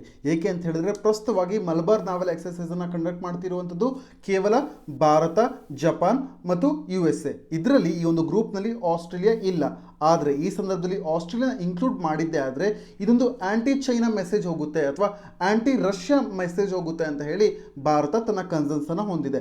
ಆದರೆ ನಾವಿಲ್ಲಿ ಅಬ್ಸರ್ವ್ ಮಾಡಬೇಕು ಆಸ್ಟ್ರೇಲಿಯಾ ಇಂಡೋ ಪೆಸಿಫಿಕ್ ರೀಜನ್ನಲ್ಲಿ ಪಾಲ್ಗೊಳ್ಳೋದಕ್ಕೆ ಅತಿ ಹೆಚ್ಚು ಉತ್ಸಾಹವನ್ನು ತೋರ್ತಿದೆ ಮತ್ತು ಅವರಿಗೂ ಕೂಡ ಫ್ರೀಡಮ್ ಆಫ್ ನ್ಯಾವಿಗೇಷನ್ ಆಗಿರ್ಬೋದು ಅಥವಾ ನಾವೆಲ್ ಎಕ್ಸರ್ಸೈಸ್ ಅಥವಾ ಈ ಒಂದು ರೂಟ್ಸ್ಗಳ ವಿಚಾರವಾಗಿ ಸೆಕ್ಯೂರಿಟಿ ಸಿಕ್ಕಂತಾಗುತ್ತೆ. ಇದರ ಜೊತೆಗೆ ಇಂಡಿಯಾಗೆ ಒಂದು ಒಳ್ಳೆಯ ಪಾರ್ಟ್ನರ್ಶಿಪ್ ಸಿಗುತ್ತೆ ಮತ್ತು ಚೈನಾದ ಇನ್ಫ್ಲುಯೆನ್ಸನ್ನು ಕೌಂಟರ್ ಮಾಡೋದಕ್ಕೂ ಕೂಡ ಇದೊಂದು ಒಳ್ಳೆ ಆಪರ್ಚುನಿಟೀಸ್ ಆಗಿದೆ. ಆದರೆ ಇಲ್ಲಿ ಇರುವಂಥ ನೀವು ಪಾಯಿಂಟನ್ನು ಗಮನಿಸಬೇಕು. ಈ ರೀತಿಯಲ್ಲಿ ಮಲಬಾರ್ ಎಕ್ಸರ್ಸೈಸ್ನಲ್ಲಿ ಆಸ್ಟ್ರೇಲಿಯಾವನ್ನು ಇನ್ಕ್ಲೂಡ್ ಮಾಡಿದ್ದೇ ಆದರೆ ಭಾರತ ದೇಶ ಆಂಟಿ ಚೈನಾ ಅಥವಾ ಆಂಟಿ ರಷ್ಯಾ ಮೆಸೇಜನ್ನು ಕಳಿಸುತ್ತಾ ಅಂತ ಹೇಳಿ ಕನ್ಸರ್ನ್ ಆಗಿದೆ. ಇಲ್ಲಿ ನಾನು ಆಂಟಿ ಚೈನಾದ ಜೊತೆ ಆಂಟಿ ರಷ್ಯಾ ಅನ್ನುವಂಥ ಒಂದು ವರ್ಡನ್ನು, ಈ ಒಂದು ಫ್ರೇಸನ್ನು ಯೂಸ್ ಮಾಡ್ತೀನಿ. ಏಕೆ ಅಂತ ಹೇಳಿದ್ರೆ ಭಾರತ USA ಜೊತೆಗೆ ತನ್ನ ಫ್ರೆಂಡ್ಶಿಪ್ಪನ್ನು ಮತ್ತಷ್ಟು ಬಲಪಡಿಸ್ಕೊಳ್ತಾ ಹೋದರೆ ಮತ್ತು ಕ್ವಾಡ್ನ ಹೆಸರಿನಲ್ಲಿ ಮಲಬಾರ್ ನಾವೆಲ್ ಎಕ್ಸರ್ಸೈಸ್ನ ಹೆಸರಿನಲ್ಲಿಯೂ ಕೂಡ ಕ್ವಾಡ್ ಥರದೇ ಮತ್ತೊಂದು ಸ್ಟ್ರಾಂಗ್ ಗ್ರೂಪನ್ನು ನಿರ್ಮಿಸಿದ್ದೇ ಆದಂಥ ಸಂದರ್ಭದಲ್ಲಿ ಅದು ಆಂಟಿ ರಷ್ಯಾ ಮೆಸೇಜನ್ನು ಕಳಿಸುತ್ತೆ. ಯಾವ ರೀತಿಯಲ್ಲಿ ಅಂತ ಹೇಳಿದ್ರೆ ಭಾರತ ಮತ್ತು USA ಫ್ರೆಂಡ್ಶಿಪ್ ಮತ್ತಷ್ಟು ಪುಷ್ಟೀಕರಣಗೊಂಡ್ರೆ ಅದು ಆಂಟಿ ರಷ್ಯಾ ಮೆಸೇಜನ್ನು ಕಳಿಸುತ್ತೆ. ಮತ್ತು ಕ್ವಾಡ್ನ ಹಿನ್ನೆಲೆಯಲ್ಲಿ ಭಾರತ, ಜಪಾನ್, ಆಸ್ಟ್ರೇಲಿಯಾ ಮತ್ತು USA ಈ 4 ದೇಶಗಳು ಸೇರಿ ಕ್ವಾಡ್ ಗ್ರೂಪ್ನ ಥರದಲ್ಲಿಯೇ ಮಲಬಾರ್ ಎಕ್ಸರ್ಸೈಸ್ನ ಕಂಡಕ್ಟ್ ಮಾಡಿದ್ದೆ ಆದರೆ ಅದು ಆಂಟಿ ಚೈನಾ ಮೆಸೇಜನ್ನು ಕಳಿಸುತ್ತೆ ಅಂತ ಹೇಳಿ ನಮ್ಮ ಭಾರತದ ಕನ್ಸರ್ನ್ ಇದೆ. ಇಷ್ಟು ಪಾಯಿಂಟ್ಗಳನ್ನ ನೀವು ನೆನ್ಪಿಟ್ಕೊಂಡಿರಬೇಕು. ನಂತರದಲ್ಲಿ ಎಡಿಟೋರಿಯಲ್ಗೆ ಮೂವ್ ಆಗಿದ್ದಾದರೆ 2007ರಲ್ಲಿ ಮೊದಲನೇದಾಗಿ ಕ್ವಾಡ್ ಐಡಿಯಾ ಬರುತ್ತೆ. ಜಪಾನೀಸ್ ಪ್ರೈಮ್ ಮಿನಿಸ್ಟರ್ ಇದನ್ನು ಅಪ್ರೋಚ್ ಮಾಡ್ತಾರೆ. ನಂತರದಲ್ಲಿ 2017ರಲ್ಲಿ ಅಫಿಷಿಯಲ್ ಆಗಿ ಕ್ವಾಡ್ ಗ್ರೂಪ್ ಎಸ್ಟಾಬ್ಲಿಷ್ ಆಗುತ್ತೆ ಮತ್ತು ಈ 4 ದೇಶಗಳು ಕೂಡ ಒಂದು ಜಾಯಿಂಟ್ ಮಿಲಿಟರಿ ಡ್ರಿಲ್ನಲ್ಲಿ ಪಾಲ್ಗೊಳ್ತವೆ. ಮತ್ತು ಯಾಕೆ ಅಂತ ಹೇಳಿದ್ರೆ ರೂಲ್ಸ್ ಬೇಸ್ಡ್ ಆರ್ಡರ್ ಅಂದರೆ ಇಂಡೋ ಪೆಸಿಫಿಕ್ ರೀಜನ್ನಲ್ಲಿ ರೂಲ್ಸ್ ಬೇಸ್ಡ್ ಆರ್ಡರ್ ಅನ್ನು ತರಬೇಕು ಅಂತ ಹೇಳಿ ಈ 4 ದೇಶಗಳು ಪ್ರಯತ್ನ ಪಡ್ತವೆ ಮತ್ತು ಇಂಡಿಯನ್ ಓಷಿಯನ್ ರೀಜನ್ ನಲ್ಲಿ ಚೈನಾದ ಇನ್ಫ್ಲೂಯೆನ್ಸ್ ಅನ್ನ ಕಡಿಮೆ ಮಾಡಬೇಕು ಅಂತ ಹೇಳಿನೇ ಕ್ವಾಡ್ ಗ್ರೂಪ್ ಅನ್ನ ಎಸ್ಟಾಬ್ಲಿಷ್ ಮಾಡಲಾಗಿರುತ್ತೆ. ಆದ್ರೆ ಕೇವಲ ಒಂದು ಗ್ರೂಪ್ ಅನ್ನ ಎಸ್ಟಾಬ್ಲಿಷ್ ಮಾಡೋದ್ರಿಂದ ಭಾರತಕ್ಕೆ ಲಾಭದಾಯಕವಾಗುತ್ತಾ? ಇಲ್ಲ. ಭಾರತಕ್ಕೆ ಯಾವಾಗ ಲಾಭದಾಯಕವಾಗುತ್ತೆ ಈ ತರದ ಗ್ರೂಪ್ಗಳು ಅಂತ ಹೇಳಿದ್ರೆ ಭಾರತ ಸ್ಟ್ರಾಟಜಿಕ್ ಕೆಪಬಿಲಿಟಿಯನ್ನ ಮತ್ತೊಂದು ದೇಶದಿಂದ, ಸ್ಟ್ರಾಟಜಿಕ್ ಕೆಪಬಿಲಿಟಿ ಅಂತ ಹೇಳಿದ್ರೆ ಕಾರ್ಯತಂತ್ರದ ಸಾಮರ್ಥ್ಯ ಅಂತ ಹೇಳಿ, ಈ ಒಂದು ಸಾಮರ್ಥ್ಯವನ್ನು ನಾವು ಬೇರೊಂದು ದೇಶದಿಂದ ಪಡ್ಕೊಂಡಂತ ಸಂದರ್ಭದಲ್ಲಿ ಭಾರತಕ್ಕೆ ಲಾಭವಾಗುತ್ತೆ. ಈಗ ಎಕ್ಸಾಂಪಲ್ ಮೂಲಕವಾಗಿ ಹೇಳೋದಾದ್ರೆ ಏರ್ಬೋರ್ನ್ ಸರ್ವೆಲೆನ್ಸ್ ಸಿಸ್ಟಮ್ ಬಗ್ಗೆ ಮಾತನಾಡೋದಾದ್ರೆ ಇಂಡಿಯಾ USA ಇಂದ ಅಕ್ವೈರ್ ಮಾಡ್ಕೊಂಡಿದೆ ಹಲವಾರು ರೀತಿಯಾದಂಥ ಅಸೆಟ್ಸ್ಗಳನ್ನು. ಇದೇ ರೀತಿಯಲ್ಲಿ ನೇವಿ ವಿಷಯವಾಗಿ ಮಾತನಾಡಿದೆ ಆದರೆ ಚೈನಾದ ಅಂಡರ್ ಸಿ ಸಬ್ಮರೀನ್ಸ್ಗಳನ್ನ ಡಿಟೆಕ್ಟ್ ಮಾಡೋದ್ರ ವಿಚಾರವಾಗಿ ಆಗಿರ್ಬೋದು ಅಥವಾ ಅವುಗಳನ್ನ ಕೌಂಟರ್ ಮಾಡೋದಕ್ಕೆ ಭಾರತದ ಬಳಿ ಯಾವುದೇ ರೀತಿಯಾದಂಥ ಟೆಕ್ನಾಲಜಿ ಇಲ್ಲ. ಇದನ್ನು ಅಚೀವ್ ಮಾಡಬೇಕು ಅಂತ ಹೇಳಿದ್ರೆ ನಾವು USA ಇಂದ ಅಥವಾ ಜಪಾನಿಂದ ಅಥವಾ ಆಸ್ಟ್ರೇಲಿಯಾದಿಂದ ಸಹಾಯವನ್ನು ಪಡ್ಕೊಬೇಕಾಗುತ್ತೆ. ಆದರೆ ಈ ವಿಷಯದಲ್ಲಿ USA ಮತ್ತು ಜಪಾನ್ ಜಾಸ್ತಿ ನಮಗೆ ಸಹಾಯ ಮಾಡೋದಕ್ಕಾಗೋದಿಲ್ಲ. ಏಕೆ ಅಂತ ಹೇಳಿದ್ರೆ ಅವರುಗಳ ಪ್ರೆಸೆನ್ಸೇ ಇಂಡಿಯನ್ ಓಷಿಯನ್ ರೀಜನ್ನಲ್ಲಿ ಕಡಿಮೆ ಇದೆ. ಆದರೆ ಈ ಸಂದರ್ಭದಲ್ಲಿ ಆಸ್ಟ್ರೇಲಿಯಾ ರೆಡಿ ಇದೆ ನಮಗೆ ಇಂಡಿಯನ್ ಓಷಿಯನ್ ರೀಜನ್ನಲ್ಲಿ ಸಹಾಯ ಮಾಡೋದಕ್ಕೆ.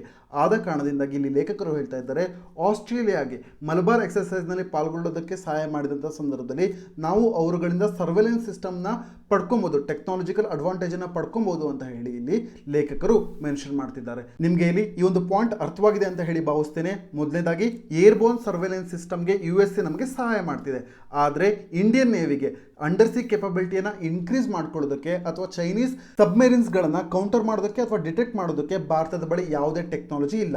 ಈ ವಿಷಯವಾಗಿ ಜಪಾನ್ ಮತ್ತು ಆಸ್ಟ್ರೇಲಿಯಾ ಅತಿ ಹೆಚ್ಚಿನ ಮಟ್ಟದಲ್ಲಿ ಸಹಾಯ ಮಾಡೋದಕ್ಕೆ ಆಗೋದಿಲ್ಲ. ಏಕೆ ಅಂತ ಹೇಳಿದ್ರೆ ಅವರುಗಳ ಪ್ರೆಸೆನ್ಸೇ ಇಂಡಿಯನ್ ಓಷಿಯನ್ ರೀಜನ್ನಲ್ಲಿ ಕಡಿಮೆ ಇದೆ. ಈ ಸಂದರ್ಭದಲ್ಲಿ ನಮ್ಮ ಸಹಾಯಕ್ಕೆ ಯಾರು ಬರ್ಬೋದು? ಆಸ್ಟ್ರೇಲಿಯಾ ಬರ್ಬೋದು. ಆದರೆ ಇಲ್ಲಿ ಲೇಖಕರು ಏನು ಹೇಳ್ತಿದ್ದಾರೆ ಅಂತ ಹೇಳಿದ್ರೆ ಇಲ್ಲಿ ಸಮಯದ ಪ್ರಶ್ನೆಯನ್ನು ಕೂಡ ಕನ್ಸಿಡರ್ ಮಾಡಬೇಕು. ಈಗ ಆಸ್ಟ್ರೇಲಿಯಾ ನಮ್ಮ ಸಹಾಯಕ್ಕೆ ಬರುತ್ತೆ ಅಂತ ಹೇಳಿ ಈಗ ಪ್ರಸ್ತುತ ಸಂದರ್ಭದಲ್ಲಿ ಮಲಬಾರ್ಗೂ ಕೂಡ ಅವರನ್ನ ಜಾಯಿನ್ ಮಾಡಿಸಿಕೊಂಡ ಸಂದರ್ಭದಲ್ಲಿ ಏನಾಗುತ್ತೆ ಅಂತ ಹೇಳಿದ್ರೆ ಅದು ಮೊದಲನೇದಾಗಿ ಆಂಟಿ ಚೈನಾ ಫೀಲಿಂಗ್ ಅನ್ನ ಕಳಿಸುತ್ತೆ. ನಂತರದಲ್ಲಿ ಪ್ರಸ್ತುತವಾಗಿ ನಮ್ಮ ನೀರಿನಲ್ಲಿ ಅಂದ್ರೆ ಭಾರತದ ಟೆರಿಟೋರಿಯಲ್ ವಾಟರ್ಸ್ ಏನಿದೆ ನಮ್ಮ ನೀರಿನಲ್ಲಿ ಯಾವುದೇ ರೀತಿಯಲ್ಲಿ ಚೈನಾ ತನ್ನ ಬೆದರಿಕೆ ಸ್ವರೂಪವನ್ನು ತೋರಿಸಿದಂಥ ಸಂದರ್ಭದಲ್ಲಿ ಅಂದ್ರೆ ಅವರುಗಳು ಯಾವಾಗ ಥ್ರೆಟನ್ ಮಾಡ್ತಾರೆ ಫಿಸಿಕಲಿ ವಾಟರ್ ಟೆರಿಟರಿನಲ್ಲಿ ಆ ಸಂದರ್ಭದಲ್ಲಿ ಈ ರೀತಿಯಂಥ ಗ್ರೂಪ್ಗಳನ್ನು ಕನ್ಸ್ಟ್ರಕ್ಟ್ ಮಾಡುವಂಥದ್ದು ಸಹಾಯಕ್ಕೆ ಬರುತ್ತೆ. ಆದರೆ ಪ್ರಸ್ತುತವಾಗಿ ಚೈನಾ ಯಾವುದೇ ರೀತಿಯಲ್ಲಿ ಭಾರತದ ನೀರಿನ ವಿಚಾರವಾಗಿ ಚಾಲೆಂಜ್ ಮಾಡಿಲ್ಲ. ಟೆರಿಟೋರಿಯಲ್ ವಾಟರ್ಸ್ಗಳ ವಿಷಯದಲ್ಲಿ ಭಾರತೀಯ ಸಾರ್ವಭೌಮತೆಯನ್ನು ಪ್ರಶ್ನೆ ಮಾಡಿಲ್ಲ. ಆದ ಕಾರಣದಿಂದಾಗಿ ಈ ಸಂದರ್ಭದಲ್ಲಿ ಪ್ರಸ್ತುತ ಸಂದರ್ಭದಲ್ಲಿ ಆಸ್ಟ್ರೇಲಿಯಾವನ್ನು ಮಲಬಾರ್ ಎಕ್ಸರ್ಸೈಸ್ನಲ್ಲಿ ಇನ್ಕ್ಲೂಡ್ ಮಾಡಿಕೊಳ್ಳುವಂಥದ್ದು ಒಳ್ಳೆಯ ಕಲ್ಪನೆ ಅಲ್ಲ ಅಥವಾ ಒಳ್ಳೆಯ ಐಡಿಯಾ ಅಲ್ಲ ಅಂತ ಹೇಳಿ ಇಲ್ಲಿ ಲೇಖಕರು ಅಭಿಪ್ರಾಯ ಪಡ್ತಿದ್ದಾರೆ. ಇಲ್ಲಿ ಲೇಖಕರ ಮುಖ್ಯವಾದ ವಾದ ಏನು ಅಂತ ಹೇಳಿದ್ರೆ ಈಗ ಪ್ರಸ್ತುತವಾಗಿ ಚೈನಾ ಯಾವುದೇ ರೀತಿಯಲ್ಲೂ ಕೂಡ ಫಿಸಿಕಲಿ ಥ್ರೆಟನ್ ಮಾಡಿಲ್ಲ ಅಂತ ಹೇಳಿದ್ರೆ ನಮ್ಮ ಭಾರತೀಯರಿಗೆ ಅಥವಾ ಭಾರತೀಯ ನೀರಿನಲ್ಲಿ ಬೆದರಿಕೆ ಸ್ವರೂಪವನ್ನು ತೋರಿಸಿಲ್ಲ ಮತ್ತು ಪ್ರಾದೇಶಿಕ ನೀರಿನಲ್ಲಿ ಭಾರತೀಯ ಸಾರ್ವಭೌಮತೆಯನ್ನು ಪ್ರಶ್ನೆ ಮಾಡಿಲ್ಲ. ಈ ರೀತಿಯಂಥ ಸಂದರ್ಭದಲ್ಲಿ ಆಸ್ಟ್ರೇಲಿಯಾವನ್ನು ಮಲಬಾರ್ ಗ್ರೂಪ್ಗೆ ಇನ್ಕ್ಲೂಡ್ ಮಾಡಿಕೊಂಡಂಥ ಸಂದರ್ಭದಲ್ಲಿ ಇದು ಶಾರ್ಟ್ ಟರ್ಮ್ ಮೆಷರ್ ಆಗಿ ಸಹಾಯವಾಗ್ಬೋದೇನೋ, ಆದರೆ ಮುಂದಿನ ದಿನಗಳಲ್ಲಿ ಲಾಂಗ್ ಟರ್ಮ್ ಮೆಷರ್ನಲ್ಲಿ ಇದು ಭಾರತಕ್ಕೆ ಯಾವುದೇ ರೀತಿಯಲ್ಲಿ ಸಹಾಯವಾಗೋದಿಲ್ಲ ಅಂತ ಹೇಳಿ ಲೇಖಕರು ತಮ್ಮ ಅಭಿಪ್ರಾಯವನ್ನು ತಿಳಿಸ್ತಾ ಇದ್ದಾರೆ. ಇಲ್ಲಿ ನೀವು ಮುಖ್ಯವಾಗಿ ಎಕ್ಸಾಮಿನೇಷನ್ ಪಾಯಿಂಟ್ ಆಫ್ ವ್ಯೂನಿಂದ ಕ್ವಾಡ್ ಅಂದರೆ ಏನು ಮತ್ತು ನಂತರದಲ್ಲಿ ಮಲಬಾರ್ ಎಕ್ಸರ್ಸೈಸ್ನ ಬಗ್ಗೆ ತಿಳ್ಕೊಂಡಿರಬೇಕಾಗುತ್ತೆ ಮತ್ತು ಮಲಬಾರ್ ಎಕ್ಸರ್ಸೈಸ್ ಯಾವ ಯಾವ ದೇಶಗಳ ನಡುವೆ ಪ್ರಸ್ತುತವಾಗಿ ನಡೆಯುತ್ತೆ ಅನ್ನೋದು ನೆನ್ಪಿಟ್ಕೊಂಡಿರಬೇಕು. ಇದರಲ್ಲಿ ಆಸ್ಟ್ರೇಲಿಯಾ ಇಲ್ಲ, ಪ್ರಸ್ತುತವಾಗಿ ಇಲ್ಲ. ಆದರೆ ಈಗ ಭಾರತ ಇನ್ವೈಟ್ ಮಾಡಬೇಕು ಅಂತ ಹೇಳಿ ಮುಂದಾಗಿದೆ ಆಸ್ಟ್ರೇಲಿಯಾವನ್ನ. ಇದರ ಬಗ್ಗೆ ಸ್ಪೆಕ್ಯುಲೇಷನ್ ಇದೆ. ಮತ್ತು ಈ ಒಂದು ಮಲಬಾರ್ ಎಕ್ಸರ್ಸೈಸ್ನ ಬಗ್ಗೆ ಹೇಳೋದಾದ್ರೆ ಇದು ಪ್ರತಿ ವರ್ಷವೂ ಕೂಡ ಆನ್ಯುವಲಿ ಕಂಡಕ್ಟ್ ಮಾಡ್ತಾರೆ ಮತ್ತು ಇದು ಟ್ರೈಲ್ಯಾಟ್ರಲ್ ನಾವೆಲ್ ಎಕ್ಸರ್ಸೈಸ್ ಆಗಿದೆ. ಟ್ರೈಲ್ಯಾಟ್ರಲ್ ಹೆಸರು ಹೇಳುವಂತೆ 3 ದೇಶಗಳು ಪಾಲ್ಗೊಳ್ತವೆ. ಯಾವ್ಯಾವುದು ಅಂತ ಹೇಳಿದ್ರೆ ಇಂಡಿಯಾ, ಜಪಾನ್ ಮತ್ತು USA. ಮತ್ತು ಈ ಒಂದು ಎಕ್ಸರ್ಸೈಸ್ ಎಲ್ಲಿ ಕಂಡಕ್ಟ್ ಮಾಡ್ತಾರೆ ಅಂತ ಹೇಳಿದ್ರೆ ಒಂದು ವರ್ಷ ಇಂಡಿಯನ್ ಓಷನ್ ನಲ್ಲಿ ಕಂಡಕ್ಟ್ ಮಾಡಿದ್ರೆ ಮತ್ತೊಂದು ವರ್ಷ ಪೆಸಿಫಿಕ್ ಓಷನ್ ನಲ್ಲಿ ಕಂಡಕ್ಟ್ ಮಾಡ್ತಾರೆ. ಈ ರೀತಿ ಆಲ್ಟರ್ನೇಟಿವ್ಲಿ ಕಂಡಕ್ಟ್ ಮಾಡ್ತಾ ಬರ್ತಾರೆ. ಮತ್ತು ಈ ಒಂದು ನಾವೆಲ್ ಎಕ್ಸರ್ಸೈಸ್ ಇನಿಷಿಯಲಿ ಬೈಲ್ಯಾಟ್ರಲ್ ಎಕ್ಸರ್ಸೈಸ್ ಆಗಿರುತ್ತೆ. ಇಂಡಿಯಾ ಮತ್ತು USA 1992ರಿಂದ ಕಂಡಕ್ಟ್ ಮಾಡಿಕೊಂಡು ಬಂದಿರ್ತಾರೆ. ಇತ್ತೀಚೆಗೆ 2015ರಲ್ಲಿ ಜಪಾನ್ ಕೂಡ ಈ ಒಂದು ನಾವೆಲ್ ಎಕ್ಸರ್ಸೈಸ್ಗೆ ಇನ್ಕ್ಲೂಡ್ ಮಾಡ್ಕೊಳ್ತಾರೆ. ಈ ಒಂದು ಪಾಯಿಂಟ್ ಅನ್ನು ಕೂಡ ನೀವು ನೆನ್ಪಿಟ್ಕೊಂಡಿರಿ. ಒಟ್ಟಾರೆಯಾಗಿ ಮಲಬಾರ್ ಎಕ್ಸರ್ಸೈಸ್ ಅನ್ನುವಂಥದ್ದು ಟ್ರೈಲ್ಯಾಟ್ರಲ್ ನಾವೆಲ್ ಆನ್ಯುವಲ್ ಎಕ್ಸರ್ಸೈಸ್ ಆಗಿದೆ ಮತ್ತು ಕ್ವಾಡ್ ಅನ್ನುವಂಥದ್ದು ಒಂದು ಇನ್ಫಾರ್ಮಲ್ ಸ್ಟ್ರಾಟಜಿಕ್ ಡೈಲಾಗ್ ಆಗಿದೆ 4 ದೇಶಗಳ ನಡುವೆ, ಇಂಡಿಯಾ, USA, ಜಪಾನ್ ಮತ್ತು ಆಸ್ಟ್ರೇಲಿಯಾ ಅಂತ ಹೇಳಿ ಈ ಒಂದು ಆರ್ಟಿಕಲ್ನ ಹಿನ್ನೆಲೆಯಲ್ಲಿ ನೀವು ಗಮನದಲ್ಲಿ ಇಟ್ಕೊಂಡಿದ್ರೆ ಸಾಕಾಗುತ್ತೆ. ಈ ಎಲ್ಲ ಪಾಯಿಂಟ್ಸ್ಗಳು ನಿಮಗೆ ಫಿಲಿಮ್ಸ್ನಲ್ಲಿ ಸಹಾಯಕ್ಕೆ ಬರುತ್ತೆ. ಈಗ ನಾವು ಮುಂದಿನ ಆರ್ಟಿಕಲ್ಗೆ ಮೂವ್ ಆಗಿದ್ರೆ ಈ ಒಂದು ಆರ್ಟಿಕಲ್ ಪೇಜ್ ನಂಬರ್ 7ರಲ್ಲಿ ಬೆಂಗಳೂರು ಎಡಿಷನ್ನಲ್ಲಿ ಅಪೀರ್ ಆಗಿದೆ. ಈ ಒಂದು ಆರ್ಟಿಕಲ್ನಲ್ಲಿ ಯಾವುದರ ಬಗ್ಗೆ ಚರ್ಚೆ ಮಾಡ್ತಿದ್ದಾರೆ ಅಂತ ಹೇಳಿದ್ರೆ ಕಸ್ಟೋಡಿಯಲ್ ಡೆತ್ಸ್ಗಳ ಬಗ್ಗೆ ಚರ್ಚೆ ಮಾಡ್ತಿದ್ದಾರೆ. ನಾವು ಮೊದಲನೇ ಆರ್ಟಿಕಲ್ನಲ್ಲಿ ಇವತ್ತು ಎಕ್ಸ್ಟ್ರಾ ಜುಡಿಷಿಯಲ್ ಕಿಲ್ಲಿಂಗ್ಸ್ನ ಬಗ್ಗೆ ಚರ್ಚೆ ಮಾಡಿದ್ವಿ. ಈಗ ಇದರಲ್ಲಿ ಕಸ್ಟೋಡಿಯಲ್ ಡೆತ್ಸ್ ಅಂದರೆ ಒಬ್ಬ ವ್ಯಕ್ತಿ ಜುಡಿಷಿಯಲ್ ಅಥವಾ ಪೊಲೀಸ್ ಕಸ್ಟಡಿನಲ್ಲಿ ಇದ್ದಂಥ ಸಂದರ್ಭದಲ್ಲಿ ಆ ಒಬ್ಬ ವ್ಯಕ್ತಿ ಸಾವಿಗೆ ಒಳಗಾದರೆ ಅದನ್ನು ಕಸ್ಟೋಡಿಯಲ್ ವೈಲೆನ್ಸ್ ಅಥವಾ ಕಸ್ಟೋಡಿಯಲ್ ಡೆತ್ಸ್ ಅಂತ ಹೇಳಿ ಕರಿತೀವಿ. ಇದರ ಬಗ್ಗೆ ನಾವೀಗ ಚರ್ಚೆ ಮಾಡೋಣ. ಈ ಒಂದು ಟಾಪಿಕನ್ನು ನೀವು ಸಿಲೆಬಸ್ GS2 ಕೆಳಗಡೆ ಬರುವಂತಹ structure, organisation and functioning of the executive and the judiciary ministries and departments of the government, pressure groups and formal or informal association and their role in the polity. ಈ ಒಂದು ಟಾಪಿಕ್ನ ಕಡೆ ನೀವು ನೋಟ್ಸ್ನ ಮಾಡ್ಕೊಬೋದು. ಮತ್ತು ಈ ಒಂದು ಟಾಪಿಕ್ ಕಸ್ಟೋಡಿಯಲ್ ಡೆತ್ಸ್ ನಮ್ಮ examination point of ವ್ಯೂನಿಂದ ತುಂಬ ಇಂಪಾರ್ಟೆಂಟ್ ಅಂತ ಟಾಪಿಕ್ ಆಗಿದೆ. ಇದರ ಜೊತೆಗೆ ಎಕ್ಸ್ಟ್ರಾ ಜುಡಿಷಿಯಲ್ ಕಿಲ್ಲಿಂಗ್ ಇವತ್ತು ಡಿಸ್ಕಸ್ ಮಾಡಿದಂಥ ಮೊದಲನೇ ಟಾಪಿಕ್ ಕೂಡ ಎಕ್ಸಾಮಿನೇಷನ್ ಪಾಯಿಂಟ್ ಆಫ್ ವ್ಯೂನಿಂದ ತುಂಬ ಇಂಪಾರ್ಟೆಂಟ್ ಆಗುತ್ತೆ. ಮೊದಲನೇದಾಗಿ ಕಸ್ಟೋಡಿಯಲ್ ವೈಲೆನ್ಸ್ ಅಥವಾ ಕಸ್ಟೋಡಿಯಲ್ ಡೆತ್ ಇದರ ಬಗ್ಗೆ ಡೆಫಿನೇಷನ್ ಬರೆಯೋದಾದ್ರೆ ಯಾವ ರೀತಿಯಲ್ಲಿ ಬರೀಬೋದು ಅಂತ ಹೇಳಿದ್ರೆ ಯಾವುದಾದ್ರೂ ಒಬ್ಬ ವ್ಯಕ್ತಿ ಪೊಲೀಸ್ ಅಥವಾ ಜುಡಿಷಿಯಲ್ ಕಸ್ಟಡಿನಲ್ಲಿ ಇರುವಂತಹ ಸಂದರ್ಭದಲ್ಲಿ ವೈಲೆನ್ಸ್ಗೆ ಒಳಗಾದ್ರೆ ಅಥವಾ ಸಾವಿಗೆ ಒಳಗಾದ್ರೆ ಈ ಒಂದು ವಿಚಾರವನ್ನ ಕಸ್ಟೋಡಿಯಲ್ ವೈಲೆನ್ಸ್ ಅಥವಾ ಕಸ್ಟೋಡಿಯಲ್ ಡೆತ್ಸ್ ಅಂತ ಹೇಳಿ ಕರಿತೇವೆ. ಇದರಲ್ಲಿ ಯಾವ ವೈಲೆನ್ಸ್ ಅನ್ನು ಇನ್ಕ್ಲೂಡ್ ಮಾಡಲಾಗಿದೆ ಅಂತ ಹೇಳಿದ್ರೆ ಡೆತ್ ಆಗಿರ್ಬೋದು, ಸಾವು, ನಂತರದಲ್ಲಿ ರೇಪ್, ಅತ್ಯಾಚಾರ ಮತ್ತು ಟಾರ್ಚರ್, ಹಿಂಸಾಚಾರ ಇವೆಲ್ಲವನ್ನು ಕೂಡ ಕಸ್ಟೋಡಿಯಲ್ ವೈಲೆನ್ಸ್ನ ಕೆಳಗಡೆ ಇನ್ಕ್ಲೂಡ್ ಮಾಡಲಾಗಿದೆ. ನಂತರದಲ್ಲಿ ಈಗ ಈ ಒಂದು ಟಾಪಿಕ್ ಯಾಕೆ ನ್ಯೂಸ್ನಲ್ಲಿದೆ ಅಂತ ಹೇಳಿದ್ರೆ ಇತ್ತೀಚೆಗೆ ನಾವು ನೋಡಿದ್ವಿ ತಮಿಳುನಾಡಿನಲ್ಲಿ ತಂದೆ ಮತ್ತು ಮಗನ ಕಸ್ಟೋಡಿಯಲ್ ವೈಲೆನ್ಸ್ನ ವಿಚಾರವಾಗಿ. ಆದ ಕಾರಣದಿಂದಾಗಿ ಭಾರತದಲ್ಲಿ ಈಗ ಈ ಒಂದು ಟಾಪಿಕ್ ನ್ಯೂಸ್ನಲ್ಲಿದೆ ಮತ್ತು ಇದರ ವಿಚಾರವಾಗಿ ಈಗ ಆಂಟಿ ಟಾರ್ಚರ್ ಲಾನ ಎಸ್ಟಾಬ್ಲಿಷ್ ಮಾಡಬೇಕಾ ಬೇಡವಾ ಅಂತ ಹೇಳಿ ಕೂಡ ಚರ್ಚೆ ನಡೀತಾ ಇದೆ. ಈ ಹಿನ್ನೆಲೆಯಲ್ಲಿ ಇವತ್ತಿನ ನ್ಯೂಸ್ ಪೇಪರ್ ಆರ್ಟಿಕಲ್ ಕೂಡ ಅಪಿಯರ್ ಆಗಿದೆ. ಇಲ್ಲಿ ಮುಖ್ಯವಾಗಿ ಸೆಪರೇಟ್ ಲಾನ ಎಸ್ಟಾಬ್ಲಿಷ್ ಮಾಡಬೇಕಾ ಅಂದ್ರೆ ಈ ಒಂದು ಆರ್ಟಿಕಲ್ನ ಟೈಟಲ್ ಹೇಳುವಂತೆ why a separate anti torture law ಅಂತ ಹೇಳಿ ಕ್ವಶನ್ ಮಾರ್ಕ್ ಅನ್ನು ನೀಡಿದ್ದಾರೆ. ಸೆಪರೇಟ್ ಆಂಟಿ ಟಾರ್ಚರ್ ಲಾನ ಅವಶ್ಯಕತೆ ಇದೆಯಾ ಅಂತ ಹೇಳಿದ್ರೆ ಹಿಂಸಾಚಾರದ ವಿರುದ್ಧವಾಗಿ ಒಂದು ಲಾನ ಎಸ್ಟಾಬ್ಲಿಷ್ ಮಾಡಬೇಕಾ ಅಂತ ಹೇಳಿ ಪ್ರಶ್ನೆ ಎದ್ದಿದೆ. ಈ ವಿಚಾರವಾಗಿ ಈ ಒಂದು ಆರ್ಟಿಕಲ್ ನಲ್ಲಿ ಚರ್ಚೆ ಮಾಡ್ತಿದ್ದಾರೆ. ಇಲ್ಲಿ ನಾವು ಮೊದಲನೇದಾಗಿ ಅಬ್ಸರ್ವ್ ಮಾಡಬೇಕು, ನಮ್ಮ ಭಾರತ ದೇಶದಲ್ಲಿ ಇಂಡಿಯನ್ ಪೀನಲ್ ಕೋಡ್ ನಲ್ಲಿ ಟಾರ್ಚರ್ ಅನ್ನು ಡಿಫೈನ್ ಮಾಡಿಲ್ಲ, ಹಿಂಸಾಚಾರವನ್ನು ಡಿಫೈನ್ ಮಾಡಿಲ್ಲ. ಆದರೆ ಕೇವಲ ವರ್ಡ್ಸ್ಗಳಾದಂಥ ಹರ್ಟ್ ಅನ್ನುವಂಥ ವರ್ಡು ಅಥವಾ ಗ್ರೀವಿಯಸ್ ಹರ್ಟ್ ಅನ್ನುವಂಥ ವರ್ಡನ್ನು ಮಾತ್ರ ಇನ್ಕ್ಲೂಡ್ ಮಾಡಲಾಗಿದೆ. ಅದರಿಂದಾಗಿ ಇಲ್ಲಿ ಕ್ಲಾರಿಟಿ ಇಲ್ಲ ಯಾವ ರೀತಿಯಾದಂಥ ಟಾರ್ಚರ್ ಅಂತ ಹೇಳಿ. ನಂತರದಲ್ಲಿ ಕೋಡ್ ಆಫ್ ಕ್ರಿಮಿನಲ್ ಪ್ರೊಸೀಜರ್ CRPCನಲ್ಲಿ ಏನು ಹೇಳ್ತಾರೆ ಅಂತ ಹೇಳಿದ್ರೆ ಜುಡಿಷಿಯಲ್ ಮ್ಯಾಜಿಸ್ಟ್ರೇಟ್ ಎಂಕ್ವೈರಿ ಮಾಡಬೇಕು ಕಸ್ಟೋಡಿಯಲ್ ಡೆತ್ ಆದಂಥ ಸಂದರ್ಭದಲ್ಲಿ ಅಂತ ಹೇಳಿ ಹೇಳ್ತಿದ್ದಾರೆ. ಅಂದರೆ ಕಸ್ಟೋಡಿಯಲ್ ಡೆತ್ಗಳ ಉಲ್ಲೇಖ ಕೋಡ್ ಆಫ್ ಕ್ರಿಮಿನಲ್ ಪ್ರೊಸೀಜರ್ನಲ್ಲಿ ಇದೆ. ನಂತರದಲ್ಲಿ NHRC ಬಗ್ಗೆ ಹೇಳೋದಾದರೆ NHRC national human rights commission ಕೂಡ ಹಲವಾರು ಸ್ಪೆಸಿಫಿಕ್ ಗೈಡ್ಲೈನ್ಸ್ಗಳನ್ನ ರಿಲೀಸ್ ಮಾಡಿದೆ. ಮುಖ್ಯವಾಗಿ ಅವ್ರು ಏನು ಹೇಳ್ತಾರೆ ಅಂತ ಹೇಳಿದ್ರೆ NHRCಯ ಮುಖ್ಯವಾದ ಗೈಡ್ಲೈನ್ ಏನು ಅಂತ ಹೇಳಿದ್ರೆ ಒಬ್ಬ ವ್ಯಕ್ತಿ ಜುಡಿಷಿಯಲ್ ಕಸ್ಟಡಿ ಅಥವಾ ಪೊಲೀಸ್ ಕಸ್ಟಡಿನಲ್ಲಿ ಇರುವಂಥ ಸಂದರ್ಭದಲ್ಲಿ ಆತ ಏನಾದರೂ ಸಾವನ್ನು ಅಪ್ಪಿದ್ರೆ ಆ ಒಬ್ಬ ವ್ಯಕ್ತಿಯ ಆಟೋಪ್ಸಿ ಮಾಡಬೇಕಾದ್ರೆ ಅಂದರೆ ಒಬ್ಬ ವ್ಯಕ್ತಿಯ ಶವ ಪರೀಕ್ಷೆನ ಮಾಡಬೇಕಾದ್ರೆ ಕ್ಯಾಮರಾಗಳ ರೆಕಾರ್ಡಿಂಗನ್ನು ಬಳಸಲೇಬೇಕು ಅಂತ ಹೇಳಿ ಮುಖ್ಯವಾದ ಗೈಡ್ಲೈನ್ಸನ್ನು NHRC ರಿಲೀಸ್ ಮಾಡಿದೆ. ಇಲ್ಲಿ ನೀವು ನೆನ್ಪಿಟ್ಕೊಂಡಿರ್ಬೇಕಂತ ಪಾಯಿಂಟ್ ಏನು ಅಂತ ಹೇಳಿದ್ರೆ IPCಯ ಕೆಳಗಡೆ ಟಾರ್ಚರ್ ಅನ್ನುವಂಥ ವರ್ಡನ್ನು ಡಿಫೈನ್ ಮಾಡಿಲ್ಲ. ಈ ಒಂದು ಪಾಯಿಂಟನ್ನು ನೀವು ನೆನ್ಪಿಟ್ಕೊಂಡಿರಿ. ಫಿಲಿಮ್ಸ್ನಲ್ಲಿ ಸ್ಟೇಟ್ಮೆಂಟ್ ಮುಖಾಂತರವಾಗಿ ಈ ಒಂದು ಪ್ರಶ್ನೆನ ಕೇಳುವಂಥ ಸಂಭವವಿದೆ. ನಂತರದಲ್ಲಿ ಸುಪ್ರೀಂ ಕೋರ್ಟ್ ಜಡ್ಜ್ಮೆಂಟ್ಗಳನ್ನ ನೋಡೋದಾದ್ರೆ ಈ ಕಸ್ಟೋಡಿಯಲ್ ವೈಲೆನ್ಸ್ ಅಥವಾ ಡೆತ್ನ ವಿಚಾರವಾಗಿ ಮೊದಲನೇ ಕೇಸ್ ನಮಗೆ ನೆನಪು ಬರುವಂಥದ್ದು DK Basu versus state of West Bengal. ಈ ಒಂದು ಕೇಸ್ನಲ್ಲಿ ನಮಗೆ ಮೊದಲನೇ ಬಾರಿಗೆ ಭಾರತದಲ್ಲಿ ಕಸ್ಟೋಡಿಯಲ್ ಟಾರ್ಚರ್ ಅಥವಾ ಕಸ್ಟೋಡಿಯಲ್ ವೈಲೆನ್ಸ್ನ ಬಗ್ಗೆ ಜೂರಿಸ್ಪ್ರುಡೆನ್ಸ್ ಅಂದರೆ ಅದರ ಬಗ್ಗೆ ನ್ಯಾಯ ವ್ಯಾಪ್ತಿಯನ್ನು ಡಿಫೈನ್ ಮಾಡಿದಂಥದ್ದು ಅಥವಾ ಟರ್ನಿಂಗ್ ಪಾಯಿಂಟ್ ಕೇಸ್ ಯಾವುದು ಕಸ್ಟೋಡಿಯಲ್ ವೈಲೆನ್ಸ್ ನ ವಿಚಾರವಾಗಿ ಅಂತ ಹೇಳಿದ್ರೆ D K. Basu versus state of West Bengal. ಈ ಒಂದು ಕೇಸನ್ನ ಪೊಲಿಟಿ ಆನ್ಸರ್ ಬರೀತಾ ಇರಬೇಕಾದ್ರೆ ಮೆನ್ಷನ್ ಮಾಡುವಂಥದ್ದು ತುಂಬಾ ಇಂಪಾರ್ಟೆಂಟ್ ಆಗುತ್ತೆ. ನಂತರದಲ್ಲಿ ಎರಡನೇ ಮುಖ್ಯವಾದ ಸುಪ್ರೀಂ ಕೋರ್ಟ್ ಕೇಸ್ ಯಾವುದು ಅಂತ ಹೇಳಿದ್ರೆ Nilabati Behera versus state of Orissa case. ಈ ಒಂದು ಕೇಸ್ನಲ್ಲಿ ಸುಪ್ರೀಂ ಕೋರ್ಟ್ ಏನ್ ಹೇಳುತ್ತೆ ಅಂತ ಹೇಳಿದ್ರೆ ಯಾವುದೇ ಒಂದು ಸ್ಟೇಟ್ ಗೌರ್ಮೆಂಟ್ ಕೂಡ ಎಸ್ಕೇಪ್ ಅಂದ್ರೆ ತಪ್ಪಿಸಿಕೊಳ್ಳುವಂತಿಲ್ಲ ತನ್ನ ರೆಸ್ಪಾನ್ಸಿಬಿಲಿಟಿಯಿಂದ.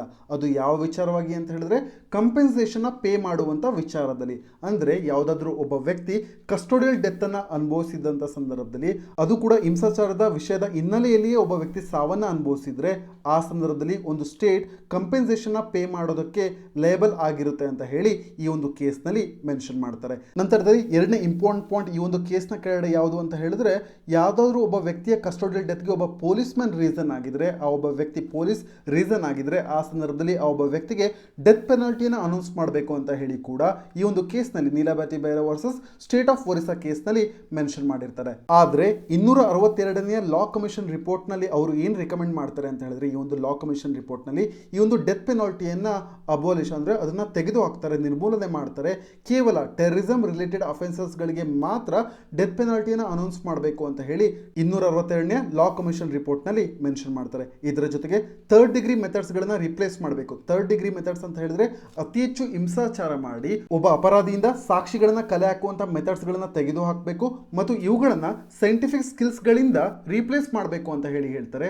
ಇಲ್ಲಿ ಸೈಂಟಿಫಿಕ್ ಸ್ಕಿಲ್ಸ್ ಅಂತ ಹೇಳಿದ್ರೆ ನಾರ್ಕೋ ಅನಾಲಿಸಿಸ್ ಆಗಿರ್ಬೋದು ಅಥವಾ DNA ಮೆಥಡ್ಸ್ ಆಗಿರ್ಬೋದು, ಇವೆಲ್ಲವೂ ಕೂಡ ಇವೆಲ್ಲದರಿಂದ ರೀಪ್ಲೇಸ್ ಮಾಡಿ ಥರ್ಡ್ ಡಿಗ್ರಿ ಮೆಥಡ್ಸ್ ಗಳನ್ನ ಟೋಟಲ್ ಆಗಿ ತೆಗೆದಾಕಬೇಕು ಅಂತ ಹೇಳಿ ಈ ಒಂದು ಕಮಿಷನ್ ಕೂಡ ಅನೌನ್ಸ್ ಮಾಡಿರುತ್ತೆ. ನಂತರದಲ್ಲಿ ಮುಂದುವರೆದು 273ನೇ ಲಾ ಕಮಿಷನ್ ರಿಪೋರ್ಟ್ ಈ ಒಂದು ಕಸ್ಟೋಡಿಯಲ್ ಡೆತ್ ನ ಬಗ್ಗೆ ಏನ್ ಹೇಳ್ತಾರೆ ಅಂತ ಹೇಳಿದ್ರೆ ಮೊದಲನೇದಾಗಿ ಅವರು ಏನ್ ರಿಕಮೆಂಡ್ ಮಾಡ್ತಾರೆ ಅಂತ ಹೇಳಿದ್ರೆ United Nations convention against torture. ಈ ಒಂದು ಕನ್ವೆನ್ಷನ್ ಅನ್ನ ಭಾರತ ಈಗಾಗಲೇ ಸೈನ್ ಮಾಡಿದೆ, ಆದ್ರೆ ಇನ್ನೂ ರಾಟಿಫೈ ಮಾಡಿಲ್ಲ, ಅಂಗೀಕಾರ ಮಾಡಿಲ್ಲ. ಇದನ್ನ ರಾಟಿಫೈ ಮಾಡಬೇಕು ಅಂತ ಹೇಳಿ 273ನೇ ಲಾ ಕಮಿಷನ್ ರಿಪೋರ್ಟ್ ಸಜೆಸ್ಟ್ ಮಾಡುತ್ತೆ ಮತ್ತು ಸೆಂಟ್ರಲ್ ಗೌರ್ಮೆಂಟ್ 2017ರಲ್ಲೂ ಕೂಡ ಈ ಒಂದು ಕಮಿಷನ್ ರಿಪೋರ್ಟ್ 273ನೇ ಲಾ ಕಮಿಷನ್ ರಿಪೋರ್ಟ್ ಅನ್ನ ಸೀರಿಯಸ್ ಆಗಿ ಕನ್ಸಿಡರ್ ಮಾಡ್ತೀವಿ ಅಂತ ಹೇಳಿ ಕೂಡ ಸುಪ್ರೀಂ ಕೋರ್ಟ್ಗೆ ತಿಳಿಸಿರುತ್ತೆ. ಆದ್ರೆ ಇದರ ವಿಚಾರವಾಗಿ ಯಾವುದೇ ರೀತಿಯಾದಂತಹ ಡೆವಲಪ್ಮೆಂಟ್ಸ್ ಗಳು ಆಗಿಲ್ಲ ಅನ್ನುವಂತ ವಿಚಾರ ವಿಷಾದಕರ. ನಂತರದಲ್ಲಿ ಈ ಎಲ್ಲಾ ಪ್ರಾಬ್ಲಮ್ಸ್ ಗಳಿಗೆ ಈ ಕಸ್ಟೋಡಿಯಲ್ ಡೆತ್ ಆಗೋದಕ್ಕೆ ರೂಟ್ ಕಾಸ್ ಅಥವಾ ಈ ಒಂದು ಪ್ರಾಬ್ಲಮ್ಗೆ ಮುಖ್ಯವಾದ ಕಾರಣಗಳು ಏನು ಅನ್ನೋದನ್ನ ನೋಡೋದಾದ್ರೆ ನಮ್ಮ ಭಾರತ ದೇಶದಲ್ಲಿ ಇನ್ವೆಸ್ಟಿಗೇಷನ್ ಮೆಥಡ್ ಆಗಿರ್ಬೋದು ಅಥವಾ ಪ್ರಾಸಿಕ್ಯೂಷನ್ ಮೆಥಡ್ಗಳಾಗಿರ್ಬೋದು ಇವೆಲ್ಲವೂ ಕೂಡ ಫೇರ್ ಆಗಿ ನಡೀತಾ ಇಲ್ಲ. ಯಾಕೆ ಫೇರ್ ಆಗಿ ನಡೀತಿಲ್ಲ ಅಂತ ಹೇಳಿದ್ರೆ ಇದಕ್ಕೆ ಒಂದು ಕಾರಣ ಹೇಳೋದಾದ್ರೆ ಇದಕ್ಕೆ ಮುಖ್ಯವಾಗಿ ನಮ್ಮ ಪೊಲೀಸರಿಗೆ ಸರಿಯಾದ ರೀತಿಯಲ್ಲಿ ತರಬೇತಿಯನ್ನ ಟ್ರೈನಿಂಗ್ ಅನ್ನು ನೀಡಬೇಕಾಗುತ್ತೆ. ಅದರಿಂದಾಗಿ ಮುಖ್ಯವಾದ ಕಾರಣ ಏನು ಅಂತ ಹೇಳಿದ್ರೆ ಪೊಲೀಸರುಗಳಿಗೆ ಸರಿಯಾದ ರೀತಿಯಲ್ಲಿ ಟ್ರೈನಿಂಗ್ ಇಲ್ಲದೇ ಇರುವಂಥದ್ದು.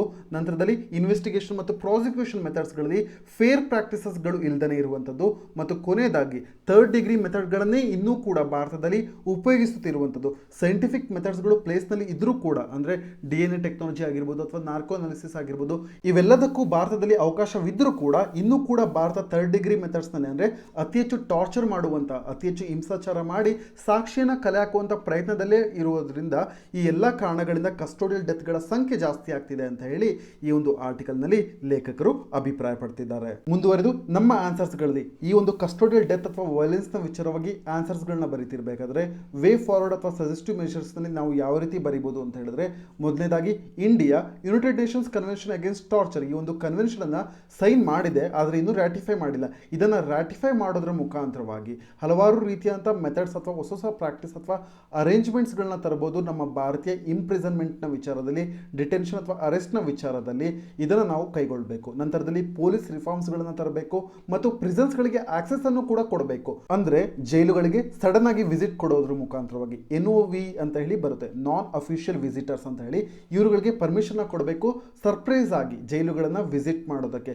ಇದರ ಮುಖಾಂತರವಾಗಿ ಕಸ್ಟೋಡಿಯಲ್ ಟಾರ್ಚರ್ ಅನ್ನ ತಡೆಗಟ್ಟಬಹುದು ಅಂತ ಹೇಳಿ ಸುಪ್ರೀಂ ಕೋರ್ಟ್ ತನ್ನ ಲ್ಯಾಂಡ್ ಮಾರ್ಕ್ ಜಡ್ಜ್ಮೆಂಟ್ ನಲ್ಲಿ ಡಿ.ಕೆ. ಬಸು ಕೇಸ್ ನಲ್ಲಿ ತಿಳಿಸಿತ್ತು. ಮತ್ತು ಇದರ ಜೊತೆಗೆ ಲಾ ಕಮಿಷನ್ ರಿಪೋರ್ಟ್ ಏನಿದೆ, ಮುಖ್ಯವಾಗಿ 273ನೇ ಲಾ ಕಮಿಷನ್ ರಿಪೋರ್ಟ್ ಏನಿದೆ, ಇದನ್ನ ಸರಿಯಾಗಿ ಇಂಪ್ಲಿಮೆಂಟೇಷನ್ ಮಾಡೋದ್ರಿಂದನೂ ಕೂಡ ನಾವು ಕಸ್ಟೋಡಿಯಲ್ ಡೆತ್ಗಳನ್ನ ಕಡಿಮೆ ಮಾಡಬಹುದು ಅಂತ ಹೇಳಿ ನೀವು ನಿಮ್ಮ ಆನ್ಸರ್ಸ್ಗಳಲ್ಲಿ ವೇ ಫಾರ್ವರ್ಡ್ ನಲ್ಲಿ ಉಲ್ಲೇಖ ಮಾಡಬಹುದು. ಈಗ ನಾವು ಮುಂದಿನ ಆರ್ಟಿಕಲ್ಗೆ ಮೂವ್ ಆಗಿದ್ದರೆ ಈ ಒಂದು ಆರ್ಟಿಕಲ್ ಪೇಜ್ ನಂಬರ್ 14ರಲ್ಲಿ ಡೆಲ್ಲಿ ಎಡಿಷನ್ ನಲ್ಲಿ ಅಪೇರ್ ಆಗಿದೆ.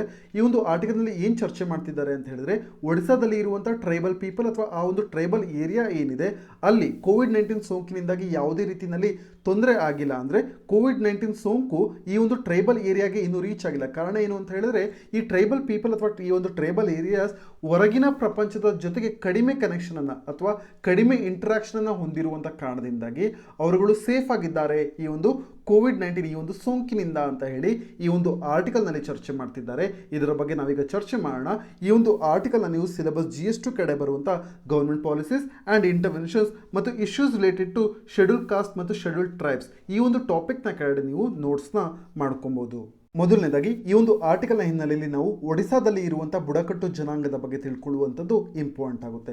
ಒಡಿಸ್ಸಾದಲ್ಲಿ ಟೋಟಲ್ ಆಗಿ 62 ಬುಡಕಟ್ಟು ಜನಾಂಗಗಳು ಇದಾವೆ. ಇದರಲ್ಲಿ 13 ಜನಾಂಗಗಳು ಪರ್ಟಿಕ್ಯುಲರ್ಲಿ ವಲ್ನರಬಲ್ ಟ್ರೈಬಲ್ ಗ್ರೂಪ್ ಅಂತ ಹೇಳಿ PVTG ಅಂತ ಹೇಳಿದ್ರೆ ವಿಶೇಷವಾಗಿ ದುರ್ಬಲಗೊಂಡಿರುವಂತಹ ಬುಡಕಟ್ಟು ಗುಂಪುಗಳು ಅಂತ ಹೇಳಿ ಐಡೆಂಟಿಫೈ ಮಾಡ್ತಾರೆ. ಮತ್ತು ಯಾವ ಯಾವ ಫ್ಯಾಕ್ಟರ್ಸ್ ಗಳನ್ನ ಕನ್ಸಿಡರ್ ಮಾಡ್ತಾರೆ ಈ ಒಂದು PVTGಯನ್ನ ಐಡೆಂಟಿಫೈ ಮಾಡೋದಕ್ಕೆ ಅನ್ನುವಂಥದ್ದು ಕೂಡ ನಮ್ಮ ಎಕ್ಸಾಮಿನೇಷನ್ ಪಾಯಿಂಟ್ ಆಫ್ ಇಂದ ಇಂಪಾರ್ಟೆಂಟ್ ಆಗುತ್ತೆ. ಇಲ್ಲಿ 4 ಫ್ಯಾಕ್ಟರ್ಸ್ ಗಳನ್ನ ಕನ್ಸಿಡರ್ ಮಾಡ್ತಾರೆ. ಅವರು ಮೊದಲನೇದಾಗಿ ಕೃಷಿಗೂ ಮುಂಚಿನ ತಂತ್ರಜ್ಞಾನವನ್ನ ಅವರು ಆಹಾರ ಕ್ರಮಕ್ಕಾಗಿ ಬಳಸ್ಕೊಳ್ತಾ ಇದ್ರೆ ಮತ್ತು ಅವರ ಪಾಪ್ಯುಲೇಷನ್ ಅಲ್ಲಿ ಅವರ ಜನಸಂಖ್ಯೆಯಲ್ಲಿ ಕ್ಷೀಣಿಸ್ತಾ ಇದ್ರೆ, ಅವರ ಪಾಪ್ಯುಲೇಷನ್ ಕ್ಷೀಣಿಸ್ತಾ ಇದ್ರೆ ಅಥವಾ ಸ್ಟಾಗ್ನೆಂಟ್ ಆಗಿದ್ರೆ, ನಿಶ್ಚಲವಾಗಿದ್ರೆ ಮತ್ತು ಅವರಲ್ಲಿ ಕಡಿಮೆ ಸಾಕ್ಷರತೆ ಎಕ್ಸ್ಟ್ರೀಮ್ಲಿ ಲೋ ಲಿಟ್ರಸಿ ಇದ್ರೆ ಮತ್ತು ಅವರ ಆರ್ಥಿಕತೆಯ ಜೀವನಾಧಾರದ ಮಟ್ಟ ತುಂಬಾ ಕಡಿಮೆ ಇದ್ರೆ, ಅಂದ್ರೆ ಸಸ್ಟೈನೆನ್ಸ್ ಲೆವೆಲ್ ಆಫ್ ಎಕಾನಮಿ ಇದ್ರೆ ಅವರುಗಳನ್ನ PVTG ಅಂದ್ರೆ ಪರ್ಟಿಕ್ಯುಲರ್ಲಿ ವಲ್ನರಬಲ್ ಟ್ರೈಬಲ್ ಗ್ರೂಪ್ ವಿಶೇಷವಾಗಿ ದುರ್ಬಲಗೊಂಡಿರುವ ಬುಡಕಟ್ಟು ಗುಂಪುಗಳು ಅಂತ ಹೇಳಿ ಐಡೆಂಟಿಫೈ ಮಾಡ್ತಾರೆ. ಈ ಒಂದು ಪಾಯಿಂಟ್ ಅನ್ನು ನೀವು ನೆನ್ಪಿಟ್ಕೊಂಡಿರಿ. ಈಗ ಈ ಒಂದು ಆರ್ಟಿಕಲ್ ನಲ್ಲಿ ಏನ್ ಚರ್ಚೆ ಮಾಡ್ತಿದ್ದಾರೆ ಅಂತ ಹೇಳಿದ್ರೆ, ಒಡಿಸ್ಸಾದಲ್ಲಿ ಈಗ ಈ ಬುಡಕಟ್ಟು ಜನಾಂಗ ಕೋವಿಡ್-19 ಸೋಂಕಿನಿಂದ ಮುಕ್ತವಾಗಿದೆ, ಫ್ರೀ ಆಗಿದೆ ಅಂತ ಹೇಳಿ ಹೇಳ್ತಾ ಇದ್ದಾರೆ. ಏಕೆ ಈ ರೀತಿಯಲ್ಲಿ ಹೇಳ್ತಾ ಇದ್ದಾರೆ ಅಂತ ಹೇಳಿದ್ರೆ, ಮೊದಲನೇದಾಗಿ ಈ ಬುಡಕಟ್ಟು ಜನಾಂಗ ಹೊರಗಿನ ಪ್ರಪಂಚದ ಜೊತೆಗೆ ಕಡಿಮೆ ಇಂಟರಾಕ್ಷನ್ ಹೊಂದಿರುವಂಥದ್ದು ಮೊದಲನೆಯ ಕಾರಣವಾದರೆ, ನಂತರದಲ್ಲಿ ಇದು ಮಳೆಗಾಲವಾಗಿದೆ. ಈ ಒಂದು ಸೀಸನ್ ನಲ್ಲಿ ಅವರು ತಮ್ಮ ಆಹಾರ ಕ್ರಮಕ್ಕಾಗಿ ಅತಿ ಹೆಚ್ಚು ಅರಣ್ಯದ ಮೇಲೆಯೇ ಡಿಪೆಂಡ್ ಆಗಿರ್ತಾರೆ. ಆದ ಕಾರಣದಿಂದಾಗಿ ಅವರು ಹೊರಗಿನ ಪ್ರದೇಶಗಳ ಜೊತೆಗೆ ಅಥವಾ ಹೊರಗಿನ ಮಾರುಕಟ್ಟೆಯ ಜೊತೆಗೆ ಕಡಿಮೆಯ ಸಂಬಂಧವನ್ನು ಹೊಂದಿರ್ತಾರೆ. ಮತ್ತು ಇದರ ಜೊತೆಗೆ ಅವರು ತಮ್ಮ ಆಹಾರ ಕ್ರಮಕ್ಕಾಗಿ ಸ್ಥಳೀಯ ಅಕ್ಕಿ ವೈವಿಧ್ಯಗಳ ಮೇಲೆ ಅಂದ್ರೆ ಅವರದೇ ಆದಂತಹ ಇಂಡಿಜಿನಸ್ ರೈಸ್ ವೆರೈಟೀಸ್ಗಳ ಮೇಲೆ ಡಿಪೆಂಡ್ ಆಗಿರ್ತಾರೆ. ಮತ್ತು ನಾನು ಈಗಾಗಲೇ ಹೇಳಿರುವಂತೆ ಅವರು ಅರಣ್ಯದ ಪದಾರ್ಥಗಳ ಮೇಲೆ ಅತಿ ಹೆಚ್ಚು ಡಿಪೆಂಡ್ ಆಗಿರೋದ್ರಿಂದ ಅವರು ವೈಲ್ಡ್ ಫುಡ್ನಲ್ಲಿ ಅತಿ ಹೆಚ್ಚು ಮ್ಯಾಕ್ರೋ ನ್ಯೂಟ್ರಿಯೆಂಟ್ಸ್ಗಳು ಇರುತ್ತೆ ಮತ್ತು ಎನರ್ಜಿ ಕಂಟೆಂಟ್, ಶಕ್ತಿಯ ಕಂಟೆಂಟ್ ಕೂಡ ಜಾಸ್ತಿ ಇರುತ್ತೆ. ಆದ ಕಾರಣದಿಂದಾಗಿ ಅವರು ಹೊರಗಿನ ಮಾರುಕಟ್ಟೆಯ ಜೊತೆಗೆ ಕಡಿಮೆ ಸಂಬಂಧವನ್ನು ಹೊಂದಿರ್ತಾರೆ. ಮತ್ತು ಈ ಮಾನ್ಸೂನ್ ಟೈಮ್ನಲ್ಲಿ ಏನಾಗುತ್ತೆ ಅಂತ ಹೇಳಿದ್ರೆ, ಈ ಒಂದು ಬುಡಕಟ್ಟು ಪ್ರದೇಶದಿಂದ ಈ ಮಾರುಕಟ್ಟೆಗೂ ಕೂಡ ಕನೆಕ್ಷನ್ ಕೂಡ ತಪ್ಪೋಗಿರುತ್ತೆ. ಏಕೆ ಅಂತ ಹೇಳಿದ್ರೆ, ಸಣ್ಣ ಪುಟ್ಟ ಪ್ರಮಾಣದಲ್ಲಿ ಪ್ರವಾಹಗಳು ಆಗ್ತಾ ಇದ್ರೆ ಕನೆಕ್ಟಿವಿಟಿ ಕೂಡ ಲಾಸ್ ಆಗಿರುತ್ತೆ. ಆದ ಕಾರಣದಿಂದಾಗಿ ಇವರು ಪ್ರತ್ಯೇಕವಾಗಿ ಬುಡಕಟ್ಟು ಜನಾಂಗ ಪ್ರತ್ಯೇಕವಾಗಿ ಈ ಹೊರಗಿನ ಪ್ರಪಂಚದ ಇಂಟ್ರಾಕ್ಷನ್ ಇಂದಾಗಿ ಹೊರತುಪಡಿಸಿ ತಮ್ಮ ಜೀವನವನ್ನು ನಡೆಸುತ್ತಿರುವಂತಹ ಕಾರಣದಿಂದಾಗಿ ಅವರು ಕೋವಿಡ್-19 ಸೋಂಕಿನಿಂದ ಫ್ರೀ ಆಗಿದ್ದಾರೆ ಅಂತ ಹೇಳಿ ಈ ಒಂದು ಲೇಖನದಲ್ಲಿ ಮೆನ್ಷನ್ ಮಾಡ್ತಿದ್ದಾರೆ. ನಂತರದಲ್ಲಿ ಮತ್ತೊಂದು ಪಾಯಿಂಟ್ ನಾನು ಹೇಳೋದು ಮರ್ತೋದೆ. National park, wildlife sanctuaries ಅಥವಾ ಟೈಗರ್ ರಿಸರ್ವ್ ಇವೆಲ್ಲದಕ್ಕೂ ಕೂಡ ವಿಸಿಟರ್ಸ್ಗಳ ಸಂಖ್ಯೆಯೂ ಕೂಡ ಕಡಿಮೆ ಆಗಿದೆ ಕೋವಿಡ್-19 ಹಿನ್ನೆಲೆಯಲ್ಲಿ. ಈ ಕಾರಣದಿಂದನೂ ಕೂಡ ಈ ಎಲ್ಲ ಟ್ರೈಬಲ್ ಪೀಪಲ್ ಅಥವಾ ಟ್ರೈಬಲ್ ಗ್ರೂಪ್ಸ್ಗಳು ಏನಿದ್ದಾವೆ ಈ ಕೋವಿಡ್-19 ಸೋಂಕಿನಿಂದ ಫ್ರೀ ಆಗಿದ್ದಾರೆ ಅಂತಾನೆ ಹೇಳ್ಬೋದಾಗಿದೆ. ನಂತರದಲ್ಲಿ ಈಗ ನಮ್ಮ ಭಾರತದ ಸರ್ಕಾರದ ಮುಂದೆ ಇರುವಂತಹ ಕನ್ಸರ್ನ್ಸ್ಗಳ ಬಗ್ಗೆ ಚರ್ಚೆ ಮಾಡಿದ್ದೆ. ಆದರೆ ಈಗ ಈ ಒಂದು ಟ್ರೈಬಲ್ ಗ್ರೂಪ್ ಸದ್ಯದ ಪರಿಸ್ಥಿತಿಯಲ್ಲಿ ಈಗ ಅವರು ಕೋವಿಡ್-19 ಇಂದಾಗಿ ಮುಕ್ತರಾಗಿದ್ದಾರೆ. ಆದರೆ ಹಲವಾರು ಒಡಿಸ್ಸಾದಲ್ಲಿ ನಾವು ಕೇಸಸ್ಗಳನ್ನ ನೋಡಿದ್ರೆ, ಕೋವಿಡ್-19 ಕೇಸಸ್ಗಳನ್ನ ನೋಡಿದ್ರೆ ಟ್ರೈಬಲ್ ಪಾಪ್ಯುಲೇಷನ್ ಎಲ್ಲಿ ಡಾಮಿನೇಟ್ ಆಗಿದೆಯೋ ಅದೇ ಡಿಸ್ಟ್ರಿಕ್ಟ್ ನಲ್ಲಿ ಕೋವಿಡ್-19 ಇನ್ಫೆಕ್ಷನ್ಸ್ಗಳ ಸಂಖ್ಯೆ ಜಾಸ್ತಿ ಆಗಿದೆ. ಆದರೆ ಈ ಒಂದು ಟ್ರೈಬಲ್ ಪಾಪ್ಯುಲೇಷನ್ ಅನ್ನ ಅದರಿಂದಾಗಿ ಸೆಕ್ಲೂಡ್ ಮಾಡುವಂತ, ಅದರಿಂದಾಗಿ ಪ್ರತ್ಯೇಕವಾಗಿ ಇರಿಸುವಂತ ಜವಾಬ್ದಾರಿ ಈಗ ಸರ್ಕಾರದ ಮುಂದೆ ಇದೆ. ಮುಂದುವರೆದು ಲೇಖಕರು ಹೇಳ್ತಾರೆ, ಸಿಮಿಲಿಪಾಲ್ ಟೈಗರ್ ರಿಸರ್ವ್ ಅಂದ್ರೆ ಈ ಒಂದು ಪ್ರದೇಶವು ಕೂಡ ಹಲವಾರು ಟ್ರೈಬಲ್ ಪಾಪ್ಯುಲೇಷನ್ಗೆ ಆಶ್ರಯವನ್ನು ನೀಡಿದೆ. ಇಂಥ ಸಂದರ್ಭದಲ್ಲಿ ಗೌರ್ಮೆಂಟ್ ಏನಾದರೂ ಟ್ರೈಬಲ್ ಸೆಕ್ಲೂಷನ್ ಅಂದರೆ ಇವ್ರನ್ನ ಪ್ರತ್ಯೇಕವಾಗಿ ಇಡುವಂಥ ಜವಾಬ್ದಾರಿಯನ್ನು ಹೊತ್ಕೊಳ್ಳಿಲ್ಲ ಅಂತ ಹೇಳಿದ್ರೆ ಇವರಲ್ಲೂ ಕೂಡ ಕೋವಿಡ್-19 ಸಂಖ್ಯೆ ಹೆಚ್ಚಾದಂಥ ಸಂದರ್ಭದಲ್ಲಿ ಮತ್ತು ಬುಡಕಟ್ಟು ಪ್ರದೇಶಗಳಲ್ಲಿ ಸರಿಯಾದ ಹೆಲ್ತ್ ಕೇರ್ ಫೆಸಿಲಿಟೀಸ್ಗಳು ಇಲ್ಲದೇ ಇರುವಂಥ ಸಂದರ್ಭದಲ್ಲಿ ಮೂಲ ನಿವಾಸಿಗಳು ಯಾರು ಇರ್ತಾರೆ ಈ ಒಂದು ಟ್ರೈಬಲ್ ಪಾಪ್ಯುಲೇಷನಲ್ಲಿ ಅವರುಗಳ ಸಂಖ್ಯೆ ಕೂಡ ಕಡಿಮೆ ಆಗುವಂಥ ಸಂಭವವಿದೆ. ಅದಕ್ಕಾಗಿ ಗೌರ್ಮೆಂಟ್ ಕೇರನ್ನು ತಗೊಬೇಕು ಅಂತ ಹೇಳಿ ಇಲ್ಲಿ ಲೇಖಕರು ಸಜೆಸ್ಟ್ ಮಾಡ್ತಿದ್ದಾರೆ. ಇಷ್ಟು ಪಾಯಿಂಟ್ಗಳನ್ನ ನೀವು ಒಂದು ಕಡೆ ನೋಟ್ಸ್ ಮಾಡಿಟ್ಕೊಂಡಿರಿ. ಇದು ಎಕ್ಸಾಮಿನೇಷನ್ ಪಾಯಿಂಟ್ ಆಫ್ ಇಂದ ಹೆಲ್ಪ್ ಆಗುತ್ತೆ. ಮತ್ತು ಕೋವಿಡ್-19 ವಿಚಾರವಾಗಿ ಚರ್ಚೆ ಮಾಡುತ್ತಿರುವಂತಹ ಸಂದರ್ಭದಲ್ಲಿ ಟ್ರೈಬಲ್ ಪಾಪ್ಯುಲೇಷನ್ಗೆ ಯಾವ ರೀತಿಯಲ್ಲಿ ಎಫೆಕ್ಟ್ ಆಗಿದೆ ಅನ್ನೋದನ್ನು ನೋಡುವಂತಹ ಸಂದರ್ಭದಲ್ಲಿ ಈ ಎಲ್ಲ ಡೈಮೆನ್ಷನ್ಸ್ಗಳನ್ನು ಕೂಡ ನೀವು ಕೋವಿಡ್-19 ಹಿನ್ನೆಲೆಯಲ್ಲಿ ಬರೆಯಬಹುದಾಗಿದೆ. ನಂತರದಲ್ಲಿ ಈ ಒಂದು ಆರ್ಟಿಕಲ್ನಲ್ಲಿ ಸಿಮಿಲಿಪಾಲ್ ಟೈಗರ್ ರಿಸರ್ವ್ ಅನ್ನು ಮೆನ್ಷನ್ ಮಾಡಿದ್ದಾರೆ. ಅದರಿಂದಾಗಿ ಪ್ಲಿನ್ಸ್ ಪಾಯಿಂಟ್ ಆಫ್ ಇಂದ ಈ ಒಂದು ಟೈಗರ್ ರಿಸರ್ವ್ ನ ಬಗ್ಗೆ ಕವರ್ ಮಾಡುವಂಥದ್ದು ಇಂಪಾರ್ಟೆಂಟ್ ಆಗುತ್ತೆ. ಮೊದಲನೇದಾಗಿ ಈ ಒಂದು ನ್ಯಾಷನಲ್ ಪಾರ್ಕ್ ಅಥವಾ ಟೈಗರ್ ರಿಸರ್ವ್ ನ ಲೊಕೇಶನ್ ನೆನ್ಪಿಟ್ಕೊಂಡಿರಬೇಕು. ಇದು ಇರುವಂತದ್ದು ಒಡಿಸ್ಸಾದಲ್ಲಿ ಸಿಮಿಲಿಪಾಲ್ ಟೈಗರ್ ರಿಸರ್ವ್ ಅಥವಾ ಸಿಮಿಲಿಪಾಲ್ ನ್ಯಾಷನಲ್ ಪಾರ್ಕ್ ಅಂತ ಹೇಳಿ. ಇದು ಭಾರತದಲ್ಲಿ 7ನೇ ಅತಿ ದೊಡ್ಡ ನ್ಯಾಷನಲ್ ಪಾರ್ಕ್ ಆಗಿದೆ. ಮತ್ತು ಈ ಒಂದು national park Similipal national park ಯುನೆಸ್ಕೋದ ಪಾರ್ಟ್ ಆಗಿದೆ. ಯುನೆಸ್ಕೋದ world network of biosphere reserve ಅಂತ ಹೇಳಿ ಇದರ ಪಾರ್ಟ್ ಆಗಿದೆ 2009ರಿಂದ. ಇಷ್ಟು ಪಾಯಿಂಟ್ಗಳನ್ನ ನೀವು ಈ ಒಂದು ಆರ್ಟಿಕಲ್ನ ಹಿನ್ನೆಲೆಯಲ್ಲಿ ಸಿಮಿಲಿಪಾಲ್ ನ್ಯಾಷನಲ್ ಪಾರ್ಕ್ ಅಥವಾ ಸಿಮಿಲಿಪಾಲ್ ಟೈಗರ್ ರಿಸರ್ವ್ನ ಬಗ್ಗೆ ತಿಳ್ಕೊಂಡಿರಬೇಕಾಗುತ್ತೆ. ಮತ್ತು ಓವರಾಲ್ ಆಗಿ ಈ ಒಂದು ಆರ್ಟಿಕಲ್ನ ಹಿನ್ನೆಲೆಯಲ್ಲಿ PVTG ಅಂದರೆ ಏನು, ಪರ್ಟಿಕ್ಯುಲರ್ಲಿ ವಲ್ನರಬಲ್ ಟ್ರೈಬಲ್ ಗ್ರೂಪ್ ಅಂದರೆ ಏನು, ಮತ್ತು ಟ್ರೈಬಲ್ ಗ್ರೂಪ್ಸ್ಗಳಲ್ಲಿ ಅಂದರೆ ಬುಡಕಟ್ಟು ಜನಾಂಗದಲ್ಲಿಯೇ PVTGಯನ್ನು ಯಾವ ಆಧಾರದ ಮೇಲೆ ಡಿಫೈನ್ ಮಾಡ್ತಾರೆ ಅಂತ ಹೇಳಿ ಈ 4 ಪಾಯಿಂಟ್ಸ್ಗಳನ್ನು ಕೂಡ ನೀವು ನೆನ್ಪಿಟ್ಕೊಂಡಿರಬೇಕಾಗುತ್ತೆ. ಇಷ್ಟನ್ನು ನೀವು ಒಂದು ಕಡೆ ನೋಟ್ಸ್ ಮಾಡ್ಕೊಂಡಿರಿ. ಇದು ನಿಮಗೆ ಪ್ಲಿಮ್ಸ್ ಪಾಯಿಂಟ್ ಆಫ್ ವ್ಯೂನಿಂದ ಈ ಒಂದು ಆರ್ಟಿಕಲ್ ಸಹಾಯಕ್ಕೆ ಬರುತ್ತೆ. ಈಗ ನಾವು ಮುಂದಿನ ಆರ್ಟಿಕಲ್ಗೆ ಹೋಗಿದ್ರೆ ಈ ಒಂದು ಆರ್ಟಿಕಲ್ ಪೇಜ್ ನಂಬರ್ 5ರಲ್ಲಿ ಬೆಂಗಳೂರು ಎಡಿಷನ್ನಲ್ಲಿ ಅಪಿಯರ್ ಆಗಿದೆ. ಈ ಒಂದು ಆರ್ಟಿಕಲ್ನಲ್ಲಿ ರೈಲ್ವೆ ಸೆಕ್ಟರ್ನಲ್ಲಿ ಮಾಡರ್ನೈಸೇಷನ್ನ ಬಗ್ಗೆ ಮತ್ತು ಪ್ರೈವೇಟ್ ಸೆಕ್ಟರ್ನ ಪಾರ್ಟಿಸಿಪೇಷನ್ನ ಬಗ್ಗೆ ಚರ್ಚೆ ಮಾಡ್ತಿದ್ದಾರೆ. ಇದರ ಬಗ್ಗೆ ನಾವೀಗ ಚರ್ಚೆ ಮಾಡೋಣ. ಈ ಒಂದು ಆರ್ಟಿಕಲ್ನ ನೀವು ಸಿಲೆಬಸ್ GS2 ಕೆಳಗಡೆ ಬರುವಂಥ ಗವರ್ನೆನ್ಸ್ ಟಾಪಿಕ್ನ ಕೆಳಗಡೆ ನೀವು ನೋಟ್ಸ್ನ ಮಾಡ್ಕೊಬೋದು. ಮೊದಲನೇದಾಗಿ ಈ ಒಂದು ನ್ಯೂಸ್ ಪೇಪರ್ ಆರ್ಟಿಕಲ್ನಲ್ಲಿ ಪ್ರೈವೇಟ್ ಸೆಕ್ಟರ್ನ ಪಾರ್ಟಿಸಿಪೇಷನ್ನ ಬಗ್ಗೆ, ಇಂಡಿಯನ್ ರೈಲ್ವೇಸ್ನಲ್ಲಿ ಪ್ರೈವೇಟ್ ಸೆಕ್ಟರ್ನ ಪಾರ್ಟಿಸಿಪೇಷನ್ನ ಬಗ್ಗೆ ಚರ್ಚೆ ಮಾಡ್ತಿದ್ದಾರೆ. ಯಾವುದೇ ಒಂದು ಪ್ರೈವೇಟ್ ಸೆಕ್ಟರ್ನ ಪಾರ್ಟಿಸಿಪೇಷನ್ ಆಗ್ತಿದೆ ಅಂತ ಹೇಳಿದ್ರೆ ಒಂದು ಸೆಕ್ಟರ್ನಲ್ಲಿ ಅಲ್ಲಿ ಮುಖ್ಯವಾಗಿ ಏನಾಗುತ್ತೆ ಅಂತ ಹೇಳಿದ್ರೆ ಮೊದಲನೇದಾಗಿ ಅತಿ ಹೆಚ್ಚು ಇನ್ವೆಸ್ಟ್ಮೆಂಟ್ಗಳು ಬರುತ್ತೆ. ಈಗ ಒಂದು ಕಡೆ ಇನ್ವೆಸ್ಟ್ಮೆಂಟ್ ಜಾಸ್ತಿ ಆದರೆ ಏನಾಗುತ್ತೆ ಅಂತ ಹೇಳಿದ್ರೆ ಅವರುಗಳು ಟೆಕ್ನಾಲಜಿಯ ಮೇಲೆ, ತಂತ್ರಜ್ಞಾನದ ಮೇಲೆ ಇನ್ವೆಸ್ಟ್ಮೆಂಟ್ನ ಮಾಡ್ತಾರೆ. ಮತ್ತು ಈ ಒಂದು ಪ್ರೈವೇಟ್ ಇಂಡಸ್ಟ್ರೀಸ್ಗಳಿಂದ ಏನಾಗುತ್ತೆ ಅಂತ ಹೇಳಿದ್ರೆ ತಂತ್ರಜ್ಞಾನದ ವರ್ಗಾವಣೆ ಕೂಡ, ಟೆಕ್ನಾಲಜಿ ಟ್ರಾನ್ಸ್ಫರ್ ಕೂಡ ಆಗುತ್ತೆ ಮತ್ತು ಇದರ ಮುಖಾಂತರವಾಗಿ ತಂತ್ರಜ್ಞಾನದ ಬಳಕೆ ಅತಿ ಹೆಚ್ಚು ಆಗುತ್ತೆ. ಇದನ್ನೇ ಈಗ ರೈಲ್ವೆ ಸೆಕ್ಟರ್ನಲ್ಲೂ ಕೂಡ ತರಬೇಕು ಅಂತ ಹೇಳಿ ಸರ್ಕಾರ ಮುಂದಾಗಿದೆ. ಮತ್ತು ಇದು ಭಾರತದ ರೈಲ್ವೆ ಡಿಪಾರ್ಟ್ಮೆಂಟ್ಗೂ ಕೂಡ ಅವಶ್ಯ ಅಂತಾನೆ ಹೇಳ್ಬೋದು. ಏಕೆ ಅಂತ ಹೇಳಿದ್ರೆ ನಾವು ಪ್ರಪಂಚದ ಯಾವುದೇ ಮೂಲೆಯಲ್ಲೂ ಕೂಡ ನೋಡ್ಬೋದು ಅವರುಗಳು ಗ್ಲೋಬಲಿ ಅಡ್ವಾನ್ಸ್ ಆಗಿರುವಂಥ ಟೆಕ್ನಾಲಜಿಯನ್ನು ರೈಲ್ವೆ ಡಿಪಾರ್ಟ್ಮೆಂಟ್ಸ್ಗಳಲ್ಲಿ ಬಳಸ್ತಾ ಇದ್ದಾರೆ. ಲೇಟೆಸ್ಟ್ ಟೆಕ್ನಾಲಜಿನ ಅವರ ಕೋಚ್ಗಳಲ್ಲಿ ಬಳಸ್ತಾ ಇದ್ದಾರೆ. ಆದರೆ ನಮ್ಮ ದೇಶದಲ್ಲಿ ನಾವು ಹಳೆ ಟೆಕ್ನಾಲಜಿಯ ಮೇಲೆ ಅತಿ ಹೆಚ್ಚು ಡಿಪೆಂಡ್ ಆಗಿದ್ವಿ. ಇದಕ್ಕೆ ಉದಾಹರಣೆ ಹೇಳೋದಾದರೆ ನಮ್ಮ ಭಾರತ ದೇಶದಲ್ಲಿ railway department, railway sector last upgrade ಆದಂಥದ್ದು 13 ವರ್ಷಗಳ ಹಿಂದೆ. ಮತ್ತು ಈ ಹಿಂದೆ 13 ವರ್ಷಗಳ ಹಿಂದೆ ನಮ್ಮ ಟೆಕ್ನಾಲಜಿನ ಏನು ಅಪ್ಗ್ರೇಡ್ ಮಾಡಿದ್ವಿ ಆ ಸಂದರ್ಭದಲ್ಲಿ ನಾವು ಜರ್ಮನಿಂದ LHB ಕೋಚಸ್ ಟೆಕ್ನಾಲಜಿಯನ್ನು ಬಾರೋ ಮಾಡಿರ್ತೀವಿ. LHB ಅಂತ ಹೇಳಿದ್ರೆ ಲಿಂಕೆ ಹಾಫ್ಮನ್ ಬುಷ್ ಡಿಸೈನ್ ಅಂತ ಹೇಳಿ ನೀವು ಗೂಗಲ್ ಮಾಡಿದ್ರೆ ತಿಳಿದು ಬರುತ್ತೆ. ಈಗ ಪ್ರೆಸೆಂಟ್ ಆಗಿ ಇರುವಂಥ ರೈಲ್ವೆ ಡಿಸೈನ್ ಏನಿದೆ ಅದು ನಾವು ಜರ್ಮನಿಂದ ಪಡೆದುಕೊಂಡಂಥದ್ದು. ಈ ಒಂದು ಡಿಸೈನ್ 20 ವರ್ಷದ ಹಳೆಯದು. ಅಂದರೆ 13 ವರ್ಷದ ಹಿಂದೆಯೇ 20 ವರ್ಷ ಹಳೆ ಟೆಕ್ನಾಲಜಿನ ನಾವು ಜರ್ಮನಿಂದ ತೆಗೆದುಕೊಂಡಿದ್ವಿ. ಅಂದರೆ ನಾವು ಟೆಕ್ನಾಲಜಿಯ ವಿಚಾರದಲ್ಲಿ ಎಷ್ಟರ ಮಟ್ಟಿಗೆ ಹಿಂದೆ ಉಳಿದಿದ್ದೇವೆ ಅಂತ ಹೇಳಿ ಈ ಒಂದು ರೈಲ್ವೆ ಡಿಪಾರ್ಟ್ಮೆಂಟಲ್ಲಿ ನಮಗೆ ಕಾಣೋದಕ್ಕೆ ಸಿಗುತ್ತೆ. ಈಗ ಪ್ರೈವೇಟ್ ಸೆಕ್ಟರ್ ಪಾರ್ಟಿಸಿಪೇಷನ್ದಾಗಿ ಏನಾಗುತ್ತೆ ಅಂತ ಹೇಳಿದ್ರೆ ಮೊದಲನೇದಾಗಿ ಇನ್ವೆಸ್ಟ್ಮೆಂಟ್ ಜಾಸ್ತಿ ಆಗುತ್ತೆ. ಇದರಿಂದಾಗಿ ಟೆಕ್ನಾಲಜಿ, ತಂತ್ರಜ್ಞಾನದ ಬಳಕೆ ಜಾಸ್ತಿ ಆಗುತ್ತೆ. ಅಂದರೆ ತಂತ್ರಜ್ಞಾನದ ಮೇಲೆ ಅವರು ಜಾಸ್ತಿ ಇನ್ವೆಸ್ಟ್ಮೆಂಟ್ನ ಮಾಡ್ತಾರೆ ಮತ್ತು ಟೆಕ್ನಾಲಜಿ ಟ್ರಾನ್ಸ್ಫರ್ನಲ್ಲೂ ಕೂಡ ಸಹಾಯವಾಗುತ್ತೆ. ಮತ್ತು ಇವೆಲ್ಲದರ ಜೊತೆಗೆ ಮೇಂಟೆನೆನ್ಸ್ನ ವಿಚಾರವಾಗಿ ಮಾತನಾಡೋದಾದರೆ ಈಗ ಪ್ರಸ್ತುತವಾಗಿ ನಮ್ಮ ಟ್ರೈನ್ಸ್ಗಳು 4000 ಕಿಲೋಮೀಟರ್ ಓಡಿದ ತಕ್ಷಣವೇ ನಮ್ಮ ಕೋಚ್ಗಳು ಮೇಂಟೆನೆನ್ಸ್ಗೆ ಒಳಗಾಗಬೇಕಾಗುತ್ತೆ. ಆದರೆ ನಾವು ತಂತ್ರಜ್ಞಾನದ ಮೇಲೆ ನಮ್ಮ ಡಿಪೆಂಡೆನ್ಸಿನ ಜಾಸ್ತಿ ಮಾಡ್ಕೊಂಡಿದ್ದೆ ಆದರೆ 40,000 ಕಿಲೋಮೀಟರ್ಗಳಷ್ಟು ಆದ ನಂತರ ನಮ್ಮ ಟ್ರೈನ್ಸ್ಗಳು ಮೇಂಟೆನೆನ್ಸ್ಗೆ ಒಳಗಾಗಬಹುದಾಗಿದೆ. ಅಂದರೆ ನಾವು ಇಲ್ಲಿ ಡಿಫ್ರೆನ್ಸನ್ನು ನೋಡ್ಬೋದು. ಪ್ರಸ್ತುತವಾಗಿ ನಾವು 4000 ಕಿಲೋಮೀಟರ್ ಆದ ತಕ್ಷಣ ಮೇಂಟೆನೆನ್ಸ್ಗೆ ಒಳಪಡಿಸಬೇಕಾಗುತ್ತೆ ನಮ್ಮ ಟ್ರೈನ್ಗಳನ್ನು. ಆದರೆ 40,000 ಕಿಲೋಮೀಟರ್ವರೆಗೆ ಕೆಪಾಬಿಲಿಟಿಯನ್ನು ಜಾಸ್ತಿ ಮಾಡ್ಬೋದು ನಾವು ಟೆಕ್ನಾಲಜಿ ಟ್ರಾನ್ಸ್ಫರ್ನ ಪ್ರೈವೇಟ್ ಸೆಕ್ಟರ್ ಇಂಡಸ್ಟ್ರೀಸ್ಗಳಿಂದ ಮಾಡ್ಕೊಂಡಿದ್ದೆ. ಆದರೆ ಇದರಿಂದಾಗಿ ಏನಾಗುತ್ತೆ, ಹೈ ಕೆಪಾಸಿಟಿ ಯುಟಿಲೈಸೇಷನ್ ಆಗುತ್ತೆ. ಲೋ ಮೇಂಟೆನೆನ್ಸ್ನ ಜೊತೆಗೆ ಹೈ ಕೆಪಾಸಿಟಿ ಯುಟಿಲೈಸೇಷನ್ ಆಗುತ್ತೆ. ಮತ್ತು ಪ್ಯಾಸೆಂಜರ್ ಸೇಫ್ಟಿನ ಎನ್ಶೂರ್ ಮಾಡ್ಬೋದು, ಕ್ಯಾಶುಯಾಲಿಟೀಸ್ಗಳನ್ನು ಅಂದರೆ ಸಾವನ್ನ, ಆಕ್ಸಿಡೆಂಟ್ಸ್ಗಳನ್ನು ಕಡಿಮೆ ಮಾಡ್ಬೋದು. ಇವೆಲ್ಲದರ ಜೊತೆಗೆ ಎಂಪ್ಲಾಯ್ಮೆಂಟ್ ಆಪರ್ಚುನಿಟೀಸ್ಗಳು, ಫಾರ್ ಎಕ್ಸಾಂಪಲ್ ಪ್ರೈವೇಟ್ ಸೆಕ್ಟರ್ ಪಾರ್ಟಿಸಿಪೇಷನ್ಗೆ ಅಲೋ ಮಾಡಿದಂಥ ಸಂದರ್ಭದಲ್ಲಿ ಟೆಂಡರ್ ಮುಖಾಂತರವಾಗಿ ಆಗಿರ್ಬೋದು ಅಥವಾ ಬೇರೆ ಹೆಸರಿನಲ್ಲಿ ಪ್ರೈವೇಟ್ ಇಂಡಸ್ಟ್ರೀಸ್ಗಳು ನಮ್ಮ ಭಾರತೀಯರಿಗೆ ಕೆಲಸ ಕೊಡೋದಕ್ಕೆ ಮುಂದಾಗುತ್ತೆ. ಈ ಸಂದರ್ಭದಲ್ಲಿ ಎಂಪ್ಲಾಯ್ಮೆಂಟ್ ಆಪರ್ಚುನಿಟೀಸ್ಗಳು ಕೂಡ ಭಾರತದಲ್ಲಿ ಜಾಸ್ತಿ ಆಗುತ್ತೆ. ನಂತರದಲ್ಲಿ ಮುಂದುವರೆದು ಈ ಒಂದು ಲೇಖನದಲ್ಲಿ ಡೆಲ್ಲಿ ಮುಂಬೈ ಮತ್ತು ಡೆಲ್ಲಿ ಕೋಲ್ಕತ್ತಾದ ನಡುವೆ ಡೆಡಿಕೇಟೆಡ್ ಫ್ರೈಟ್ ಕಾರಿಡಾರ್ ನಿರ್ಮಾಣದ ಬಗ್ಗೆ ಚರ್ಚೆ ಮಾಡ್ತಿದ್ದಾರೆ. ಇದು ಯಾವಾಗ ಆಪರೇಷನಲ್ ಆಗುತ್ತೆ ಅಂತ ಹೇಳಿದ್ರೆ ಮುಂದಿನ ಡಿಸೆಂಬರ್ 2021ರಲ್ಲಿ ಅಥವಾ ಮಾರ್ಚ್ 2022 ನಡುವೆ ಆಪರೇಷನಲ್ ಆಗ್ಬೋದು, ಕಾರ್ಯರೂಪಕ್ಕೆ ಬರ್ಬೋದು ಅಂತ ಹೇಳ್ತಿದ್ದಾರೆ. ಇದರ ಮುಖಾಂತರವಾಗಿ ಕೆಪಾಸಿಟಿ, ಪ್ಯಾಸೆಂಜರ್ ಟ್ರೈನ್ಗಳಲ್ಲಿ ಕೆಪಾಸಿಟಿ ಇನ್ಕ್ರೀಸ್ ಮಾಡುವಂಥದ್ದು ಮತ್ತು ಟ್ರಾವೆಲಿಂಗ್ ಸ್ಪೀಡನ್ನು ಕೂಡ ಇನ್ಕ್ರೀಸ್ ಮಾಡುವಂಥ ಉದ್ದೇಶಗಳನ್ನ ಈ ಡೆಡಿಕೇಟೆಡ್ ಫ್ರೈಟ್ ಕಾರಿಡಾರ್ ಹೊಂದಿದೆ. ಮತ್ತು ಈ ಒಂದು ಲೇಖನದಲ್ಲಿ ತಿಳಿಸ್ಕೊಡ್ತಿದ್ದಾರೆ ಹೊಸ ಕನ್ಸ್ಟ್ರಕ್ಷನ್ಗಳನ್ನು ಕಂಪ್ಲೀಟ್ ಆಗಿ ಸ್ಟಾಪ್ ಮಾಡಿದ್ದಾರೆ. ಈಗ ಅವರ ಫೋಕಸ್ ಕೇವಲ ಡಬಲ್ ಅಥವಾ ಟ್ರಿಪಲ್ ಅಥವಾ ಕ್ವಾಡ್ರಪಲ್ ಅಂದರೆ 2 ಅಥವಾ 3 ಅಥವಾ 4 ರೈಲ್ವೆ ಟ್ರ್ಯಾಕ್ಗಳ ಕನ್ಸ್ಟ್ರಕ್ಷನ್ ಮೇಲೆ ಇವರು ಅತಿ ಹೆಚ್ಚು ಕಾನ್ಸಂಟ್ರೇಷನ್ ಮಾಡ್ತಿದ್ದಾರೆ. ಇದರ ಮುಖಾಂತರವಾಗಿ ಕೆಪಾಸಿಟಿನ ಇನ್ಕ್ರೀಸ್ ಮಾಡುವಂಥದ್ದು. ಅಂದರೆ ಈಗ ಕೆಪಾಸಿಟಿ 11,000 ಕಿಲೋಮೀಟರ್ಗಳಷ್ಟು ಮಾರ್ಚ್ 2021ರ ಒಳಗೆ ಕನ್ಸ್ಟ್ರಕ್ಟ್ ಮಾಡಬೇಕು ಅಂತ ಹೇಳಿ ಇನ್ನು ಡಿಸೈಡ್ ಮಾಡಿದ್ದಾರೆ. ಮತ್ತು ಮುಂದಿನ ದಿನಗಳಲ್ಲಿ ಮತ್ತೆ 12,000 ಕಿಲೋಮೀಟರ್ಗಳಷ್ಟು ಇನ್ಕ್ರೀಸ್ ಮಾಡೋದಾಗಿ 2023 ಮತ್ತು 2025ರ ನಡುವೆ ನೆಟ್ವರ್ಕ್ ಕೆಪಾಸಿಟಿನ ಇನ್ಕ್ರೀಸ್ ಮಾಡೋದಾಗಿ ಈ ಒಂದು ಲೇಖನದಲ್ಲಿ ತಿಳಿಸ್ಕೊಟ್ಟಿದ್ದಾರೆ. ಇದರಿಂದಾಗಿ ಏನಾಗುತ್ತೆ ಅಂತ ಹೇಳಿದ್ರೆ, ಮೊದಲನೇದಾಗಿ ನೆಟ್ವರ್ಕ್ ಕೆಪಾಸಿಟಿ ಜಾಸ್ತಿ ಆಗುತ್ತೆ, speed higher speed travelling speed ಕೂಡ ಜಾಸ್ತಿ ಆಗುತ್ತೆ, ಮಲ್ಟಿ ಟ್ರ್ಯಾಕಿಂಗ್ ಸಿಸ್ಟಮ್ ಪ್ಲೇಸ್ಗೆ ಬರುತ್ತೆ ಮತ್ತು ಎಲೆಕ್ಟ್ರಿಫಿಕೇಶನ್ ಕೂಡ ಆಗುತ್ತೆ. ಇಷ್ಟು ಅಡ್ವಾಂಟೇಜಸ್ ಆಗಿದ್ದಾವೆ. ಇಷ್ಟು ಪಾಯಿಂಟ್ಗಳನ್ನ ಈ ಒಂದು ಲೇಖನದಲ್ಲಿ ಮೆನ್ಷನ್ ಮಾಡಿದ್ದಾರೆ.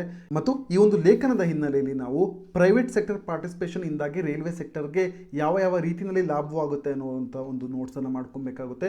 ಅದು ನಮಗೆ ಎಕ್ಸಾಮಿನೇಷನ್ ಪಾಯಿಂಟ್ ಆಫ್ ವ್ಯೂನಿಂದ ತುಂಬ ಇಂಪಾರ್ಟೆಂಟ್ ಆಗುತ್ತೆ. ಸ್ಪೇಸ್ ಸೆಕ್ಟರ್ನಲ್ಲಿ ಆಗಿರ್ಬೋದು, ರೈಲ್ವೆ ಡಿಪಾರ್ಟ್ಮೆಂಟ್ಸ್ಗಳಲ್ಲಿ ಆಗಿರ್ಬೋದು, ಅಥವಾ ಏರ್ಲೈನ್ ಸೆಕ್ಟರ್ಗಳಲ್ಲಿ ಆಗಿರ್ಬೋದು, ಯಾವ ರೀತಿಯಲ್ಲಿ ಪ್ರೈವೇಟ್ ಸೆಕ್ಟರ್ ನಮ್ಮ ಭಾರತ ದೇಶದ ಎಕಾನಮಿನ ಪುಷ್ಟಿ ಮಾಡೋದಕ್ಕೆ ಸಹಾಯ ಮಾಡುತ್ತೆ ಅನ್ನೋದ್ರ ಬಗ್ಗೆ ನೀವು ಸೆಪರೇಟ್ ಆಗಿ ನೋಟ್ಸ್ ಮಾಡಿಕೊಂಡಿರಿ. ಈ ಎಲ್ಲ ಟಾಪಿಕ್ಗಳು ಕೂಡ ಎಕ್ಸಾಮಿನೇಷನ್ ಪಾಯಿಂಟ್ ಆಫ್ ವ್ಯೂನಿಂದ, ಎಸ್ಪೆಷಲಿ ಮೇನ್ಸ್ ಪಾಯಿಂಟ್ ಆಫ್ ವ್ಯೂನಿಂದ ತುಂಬ ಇಂಪಾರ್ಟೆಂಟ್ ಆಗುತ್ತೆ. ಇಷ್ಟು ಹೊತ್ತು ಹಿಂದೂ ಅನಾಲಿಸಿಸ್ ಡಿಸ್ಕಷನ್ ಅಲ್ಲಿ ಪಾಲ್ಗೊಂಡಿದ್ದಕ್ಕೆ ನಿಮ್ಗೆಲ್ಲರಿಗೂ ಧನ್ಯವಾದಗಳು. ಈ ವಿಡಿಯೋ ನಿಮಗೆ ಇಷ್ಟವಾದಲ್ಲಿ ಲೈಕ್ ಮಾಡಿ, ಕಮೆಂಟ್ ಮಾಡಿ ಮತ್ತು ಶೇರ್ ಮಾಡಿ. ನಿಮ್ಮ ಪ್ರೋತ್ಸಾಹ ಹೀಗೆ ಇರಲಿ. Thank you for watching.